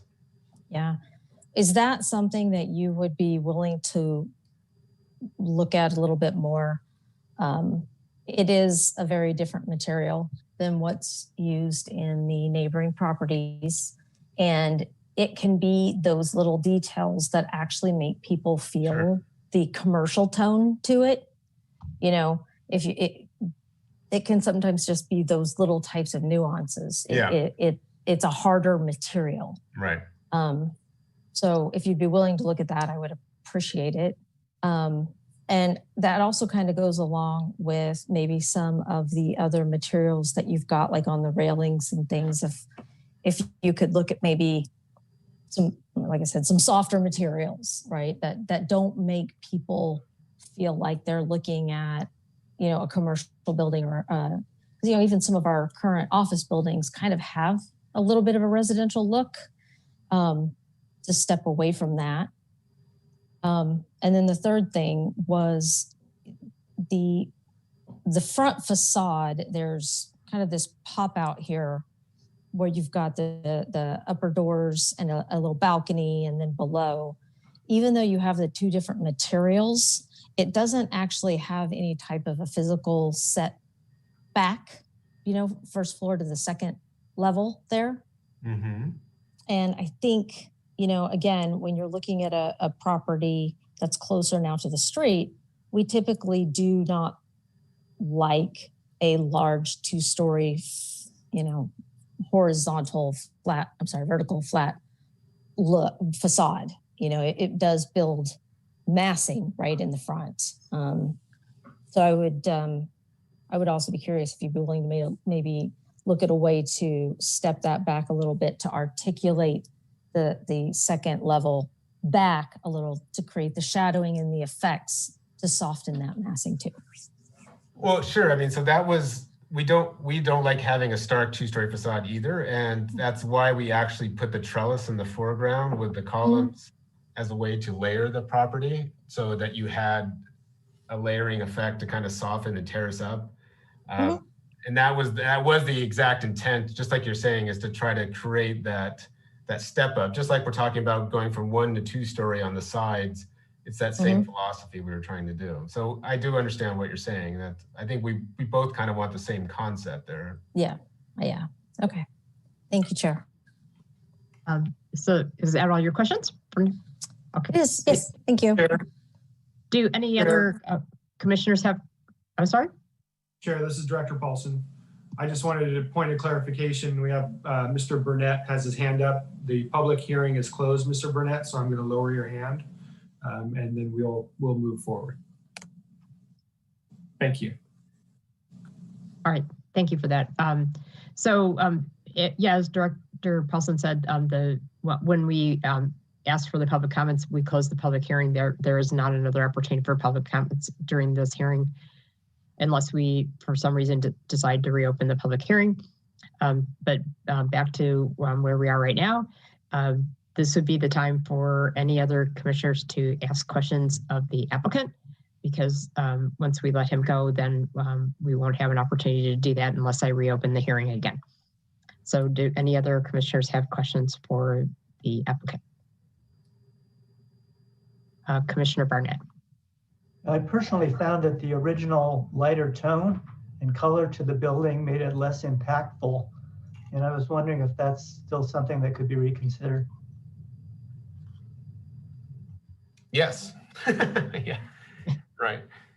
Yes, I mean, we do like that concept. That's why we did it first, but yes. And I think that's just in general, just so everybody knows, the material selection, the fine tuning, the materials like we're talking about, the metal roof, all those kind of things. We just want it to feel natural and have natural materials. And so we are very open with doing that. If you look at our houses we've ever done, other houses we've done, fitting into Napa or Hawaii or Tahoe or Palo Alto or Menlo Park or whatever, the goal is we want to do natural materials, soften it up, make the house age a patina and not make it a painted monument. It's supposed to be soft and feel more natural and organic. So we're open to doing all those fine tuning, of course.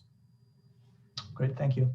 That's good to hear. So, I think Commissioner Birch articulated it very well, but I know when I went through the neighborhood, I'm not an expert on architecture, but it felt like it was a much more of a commercial facade than some of the other surrounding properties. And I think Commissioner Birch also mentioned that like your next door neighbor, the house that's even bigger than the one that you're planning to build. When you look at it from the front, it kind of goes from front to back, and it's not running along the whole part of the street. So if you're willing to make some changes in terms of the facade and the look of and feel of it, I think that will make it a whole lot easier to have the feeling of fitting into the neighborhood. So that being the case, let me see if there's any other commissioners that have questions at this point, because then I will close the public hearing. Okay, it looks like there's no other questions. So I'm going to close the public hearing, and this would be a time for the commissioners to ask any questions of staff or make comments, or if you're ready to make a motion, which I doubt. But in any case, let's start with questions for staff and or comments. Vice Chair Janoff, and then Commissioner Birch, and then Commissioner Tabana. Question for staff regarding the two trees that are most heavily impacted, 924 and 925. They are in fair and or poor condition. The tree being retained, I believe, is 925, which is in fair condition. Historic preservation didn't talk about preserving these massive protective trees, but they did a trade-off between the lawn and the trees. Can you speak to whether there was any conversation about the trees themselves, or was it determined that because of their condition, renovation or disturbance in the construction process would further deteriorate the trees, making them difficult to save in any circumstance? Thank you. I think the perspective of the Historic Preservation Committee during their discussion was they're really focused on preserving the front yard, as it was deemed to be characteristic of the neighborhood. And that was leading the applicant to consider pushing the house back, which then impacts the trees. Their discussion wasn't very specific on the trees, but it was leading the applicant to pushing the house back into those trees, and it was acknowledged that there could be impacts there. Just to follow up, if I could. I didn't hear or read any comments from the public speaking to preservation of the lawn or the meadow, whatever you want to call that, as a trade-off to the oak trees. It seemed to be the contrary. Did historic preservation hear from the neighbors, or was it the opinion of the 5 members of the committee?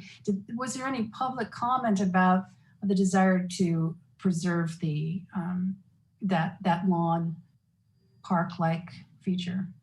Sure. I think what we kind of stepping back, the consideration in front of the Historic Preservation Committee was removing the property from the inventory. So that was the main point of discussion. And once they got there, the HPC understood that their recommendations, they're not responsible for doing design review after that point. The applicant had provided some early renderings, I think, as Mr. Chappelle showed, of the house kind of pushed farther forward. And that's when they got into that discussion. So the renderings that were provided and the conceptual site plan that was provided was revealed at the meeting and was in no way required of the request that was being considered by the HPC. So there wasn't really any public interaction with that plan. Okay, great, thank you. Now, Commissioner Birch, you had your hand up, right? And then I think Commissioner Tabana. Yeah, I did. I just had more comments, I think, to make, not really any questions for staff. I do appreciate that the applicant seems to be very willing to work with us on this. And I think that gives us a lot of opportunity here to, provide good input. I think, we've all heard from the neighbors, and it seems to kind of have a theme that's running across it of the compatibility and the massing at the front. I've taken some notes on, some comments that we've all made that the applicant seemed very open to. So I think I would probably recommend a continuation with recommendations, again, which kind of, I think many of us have made some recommendations to allow the applicant to go back, address those particular items, and, come back at a date certain. But I would be curious how my other commissioners feel about that. Okay, thank you, Commissioner Birch. Commissioner Tabana. Well, yes, what I was going to say was comments related as well, but it does vary from Commissioner Birch. I was going to say, I support the project as it's currently presented. I have no issues with the size. The FAR is 0.17, which is actually less than all but two of them, I believe, that was presented on the staff report. Looking at the drawings, the renderings, I think it's a well-designed house that matches the neighborhood compatibility. I walk Ellenwood rather frequently with my kids, and I think the house would fit there, in my opinion. As far as the on-site parking, while it is probably unusual, I do understand why they would want on-site parking for guests as opposed to having them park on the street, I would imagine. That's the way I interpreted it while I was reviewing the plan. So if it's the will of the commission, I would say I would support this project if it does move forward. Okay, thank you for your comments. Vice Chair Jana. Thank you. The one thing I would comment on in terms of neighborhood compatibility, and for me, what's missing about the current design is precisely what I saw when the Spanish colonial was presented. There may not be an architectural compatibility at question, it's an age compatibility. So the Spanish colonial, the Spanish architecture, it evokes a certain age of, an older, mature home with, sort of gravitas that this neighborhood, I think, owns and really deserves to see. The design that we've gotten, and I really appreciate the architect's candor and how they got from there to here, but I think it's taken a left turn to commercial modern that doesn't fit. So I would say I would support also a continuation for the architect to bring back something that does have natural materials that provide the opportunity for patina over time, but that don't immediately strike the neighborhood as being quite so stark and commercial. If you look at the details, you have some corbels under the eaves, but there's not a lot of other kind of old style features that this neighborhood really evokes for me. So while I wouldn't say make it Tudor, make it Craftsman, make it Victorian, for me, that's not the issue because there's enough commercial or architectural variation in the neighborhood that you have a lot of opportunities to make a choice. I would just say that's something that gives that similar sense of age would be the compatibility that I would be looking for. Okay, thank you for that, Vice Chair Jana. Commissioner Barnett, did you have any comments that you wanted to make at this? Yes, I do have a problem with the mass and scale and the architecture of the property, but I really appreciate the architect's openness to making modifications. I guess I would have a question for the applicant as to whether they have enough clarity from the commission to come up with a revised plan. We can reopen the public hearing and ask them that. I wanted to just throw out a couple things out. I don't know, Commissioner Tavana did comment on this, but do any of the rest of the commissioners have concerns with the additional parking spots or the driveway or the trees that we would want them to look at if we were going to make a continuance? Commissioner Birch. Yeah, as far as the driveway goes, it's very, very wide. I would like to see that reduced, and that difference in the space could be for additional landscaping or trees or something. I feel like it creates kind of this very stark line just across the front of the property. So perhaps I do understand the parking, and I think I get that. It's the, it's like, I think, what was it, 16, 18 feet wide. I just felt like that's a bit wide and cut into that front yard. So that's what I would like to see reduced a bit. And so let them have the parking spaces, but maybe make the driveway itself lower. Okay, yeah. Thank you. And then, I mean, I heard all the explanation about the trees, but Vice Chair Janoff, you were making comments, along the lines of, where was the Historic Preservation Committee going with this? Is there a need for the applicant to go relook at their design as to whether or not they could maybe save that tree? Vice Chair Janoff. Yeah, I'm just not convinced that the neighborhood, especially the neighbors who are looking at this property every day, would agree with the trade-off of those oak trees.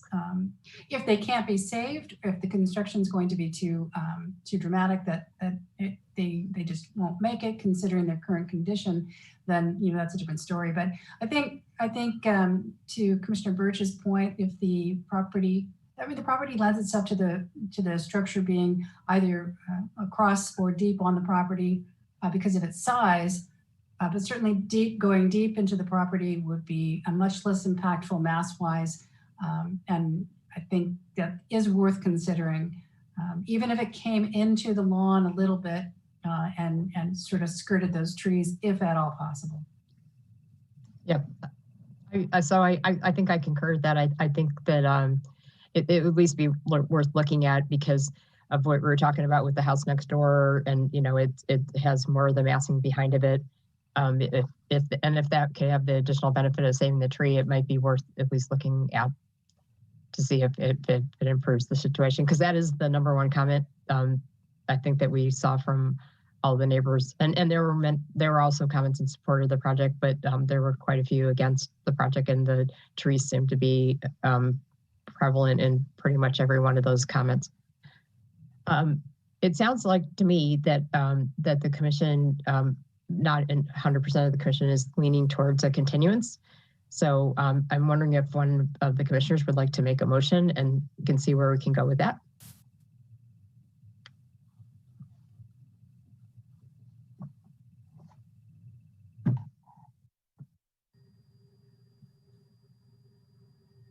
Commissioner Barnett, or Commissioner Barnett.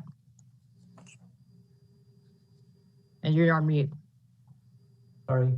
I move to continue the hearing to a date certain that staff can provide to allow the architect and applicant to attempt to revise the plans along the lines that have been suggested by the commissioners. All right, that sounds good. Second, Commissioner Birch. Yeah, I will second that. I will ask the chair when we open the public speaking to ask the applicant, about the date and everything. I would like to make sure that they feel that they have been able to make notes and list some of these comments so that when they go to begin the planning, they've got this down. There's a lot of conversations. I just want to make sure it was clear. Got it. So Director Paulson, is this the right time to reopen the public hearing to ask the applicant about? Yes, you can reopen it for that specific question, and then the date staff would recommend, and so they can respond to that as well, would be January 27th. We have a closure of town hall at the end of the year, so the 13th probably won't be realistic from a staff perspective, but would look for input from the applicant on that as well. Okay, so I'm going to reopen the public hearing to allow the applicant to respond to the commission's direction for a continuance on the date and as to whether they're clear on the things that the commission would like to see. Mr. Chappelle? Yeah, I raised my hand, I'm okay. All right, so I understand the materials adjustments, and I love the one comment by the one commissioner about age compatibility. To me, that's a sensitive way to, I think that's the right way to approach that in the sense of the community. I like that. I wanted, and I think the driveway might, just to be clear, I'll verify, I think the driveway 18 feet might have been a fire department thing, not by us. I'll have to ask and verify that. I would like to get clarity though. One thing was our communication with the neighbors. We've had a lot is they don't like the idea of the house being moved any closer to the street. And that is something, they don't like the idea of being in the front yard at all either. That's something we've discussed, especially the neighbors immediately next door who have a view through the property, through the property. They don't want more building there. And the thought about moving the house backwards that's the issue, is their trees are there. We keep running up against the trees. We don't have any room to keep moving the house backward. That's our problem. That's the challenge. But to get the age compatibility and do all these other adjustments, and I'd like to get clarification on the fencing if we could also, what was the comments on that too? Okay, well, we can go back to the deliberations and then talk about the fencing before we take a vote. And Chair, Mr. Chappelle, the January 27th date, is that reasonable from your perspective as far as being able to turn around information quickly enough? Well, I guess my question for you is, if we're doing a design adjustments to tweak to make the house age compatible and make it softer and all those things, those are things that can be done rather quickly. If we're talking about redesigning the house and trying to move it forward to try to get it to, I need clarification. That's the part that I'm unclear about. Okay, thank you. All right, so I'm going to close the public hearing for the moment, and then I'm going to go back to the commission, and we should probably talk about before we take a vote, because we weren't specific about a couple things in the motion. So one of them was whether or not it's essential for them to relook at the siting of the house relative to the trees. There was some support for that. But the thing I didn't know, and we don't have this in the comments because it wasn't in the design, is that are we going to have more complaints from the neighbors if you move the house closer to the street and if we save the tree? So, there's a trade-off there. Vice Chair Janoff. Yeah, I was glad to hear that the architect talked to the neighbors and had a clear sense of their wanting to save that front yard. So I would say, in light of that, that we don't bring the house. We don't recommend bringing the house any closer to the street. And if it can't be reoriented to go lengthwise down the lot, then I would guess that where we are right now is fine as long as we get that softening. And then to go along with that, the fence design, I think, should be compatible with the house. And so obviously the fence design as is pretty modern and light. If you've got an older house, you'll probably want something a little more solid or sturdier looking. I'm not convinced that the 4.5 foot height is required. So I'd want to hear more about that from the applicant, and specifically why that would be needed. So I would say redesign the fence to work with the house and try a lower height. Okay. All right. So then would the maker of the motion and the seconder of the motion agree to add the adjustments to the fence as part of the motion? Yes, I do. Yes. Okay. Okay. And then I don't think we have to redo the motion because we didn't say anything about the tree. So, so I think Commissioner Barnett's motion would still be valid. And so with that change recommended by Vice Chair Janoff, it's been accepted by the maker of the motion and the seconder. So are there any other comments that, and then I don't, I'm going based on what the applicant said, it sounds like they could do this if they're not having to do a complete redesign, they can do this by the 27th. And they can always ask for another continuance if they're not ready. Okay, so any other comments before we take a roll call vote? All right, so I will start with Commissioner Birch. Yes. And Commissioner Barnett. Yes. Commissioner Tavana. Yes. Vice Chair Janoff. Yes. And I vote yes as well. So Director Paulson, it passes unanimously. Are there any appeal rights for this matter? There are not appeal rights, as this was a continuance to a date certain of January 27th, 2021. Okay, that is very good. So that concludes all the public hearings for this meeting. So then the next section on the agenda will be the report from the Director of Community Development. So before that, I think we might have the Planning Commission meeting schedule. Oh, I'm sorry, I missed that. Okay, let's do that. So we have the Planning Commission schedule and we need to vote on it. Is that correct? So you don't need to vote on it. It's just for everyone's information. If people have questions or comments on it, then we can accept those. But this is just the draft schedule, and we just want to make the Planning Commission aware. If you want to, you're free to make a motion to adopt the 2021 meeting schedule, and we can move that pathway as well.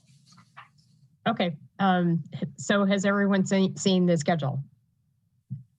Okay, and then does anyone have any comments or questions or adjustments that they would like to see to the schedule?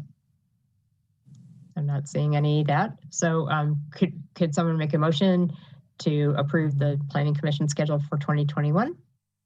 Commissioner Tavana. I move to approve the Planning Commission 2021 meeting schedule. Great. And second? Vice Chair Janoff? Yes, so moved. Okay. And then roll call vote quickly. Commissioner Birch? Yes. Commissioner Barnett?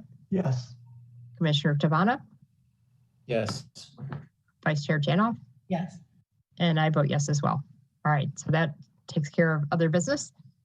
So is there anything that I missed besides Director Paulson? Nope, there is not. All right, so now report from Director of Community Development. So I'll keep it brief. On the December 1st council meeting, there wasn't really anything to report for the Planning Commission. I think as many of you know, last night, the town council had their transition where they seated the 3 new council members, said goodbye to the chair and vice chair, and then elected a new mayor and vice mayor. So that they elected Mariko Sayak as the new mayor and Rob Rennie as the new vice mayor. So we look forward to working with the new group. And that's all I have to report this evening. Great, thank you very much. And then the next thing is subcommittee reports. In addition to their service on the Planning Commission, members of the commission serve on several town committees.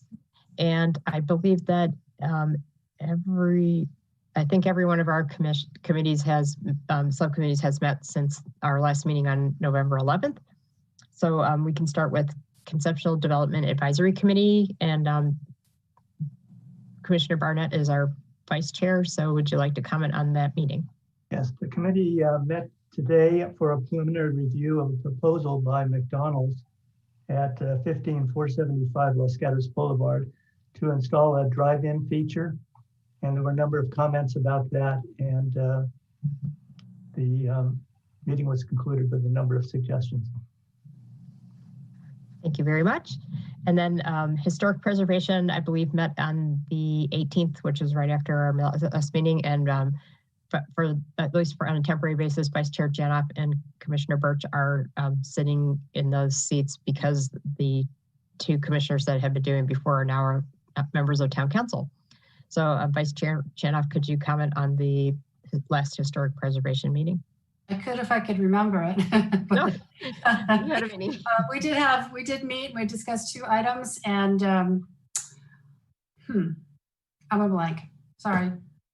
I can report next time. It's all right, you can talk about it next time. Okay, and then the last thing is the General Plan Advisory Committee, and we continue to be very, very busy. We've met twice since our last meeting. The Town Council had actually done a quick review of the basic tenets of the land use element, which, we had a lot of issues with. And so we actually had a meeting a couple of days after that, and where it was sort of a working session, and we asked and had a lot of discussion about the land use element. And at the present, the earliest we'll see it again will be late in another week or so, but probably postponed till January. And then at our last meeting on December 3rd, we had our first review of the very first racial and social and environmental justice element that was voted on by the General Plan Advisory Committee back around the time of we had a meeting where the public spoke about issues that they've had with racial injustice. And so that prompted the committee to recommend doing a special element for this. And so we had our first review of that, had a very good discussion, and then we'll be seeing that back again. And we do have one more meeting next week on December 17th. And I believe that we'll be seeing the mobility element again. So we continue to work our way through, and we're going to go all the way pretty much to Christmas. Okay. So then that's all on the subcommittee reports. Oh, Vice Chair Jen. Sorry, my brain fade has passed. And if I could report on the HPC, we heard 2 items. One was an issue of technical demo with regard to siding. When the property was uncovered on the inside, they found extensive fire damage, and we're requesting replacement of the exterior siding and also implementing new sheathing and appropriate weather barrier materials. The second item was a house on Pine. This house was on historic inventory, but the owners were never informed of that, and they made multiple changes over the years. It's a beautiful home, but they went to request a new change and were informed that it's on the historic inventory, and they were shocked, and so their request was to have it removed. So it was a little bit of an unusual item, and we did approve to remove the house from the inventory. That's it. Great, thank you very much. So then the last thing on the agenda is commission matters. Are there any matters that any commissioner wishes to discuss? Let's see, I know for me, I wanted to, Director Paulson talked about this, but I wanted to congratulate our former commissioners, Commissioner Badami and Commissioner Hedis, as well as new council member Maria Risto, who has served for a long time on the Complete Streets and previous commissions related to that. So I wanted to congratulate them on their appointment to council. And we did this a little bit at the General Plan Advisory Committee, but we've had the good fortune of having as our 2 council members, both our former Mayor Jensen and former Vice Mayor Spector on the committee for the last 2 years. And I'd like to thank them for everything that they've done for the general plan effort, as well as everything they've done for the town. And then finally, I wanted to congratulate both our new mayor and vice mayor, who happened to also be on the Conceptual Development Advisory Committee with us. So I think it's going to be a good year, and we'll see some of these council members on our subcommittees in 2021 once the mayor decides who they will be. So with that in mind, that's our last meeting of the year. And I hope you guys all have a happy holiday, and we'll see you in 2021. So thank you. This meeting is adjourned. Thanks, everybody.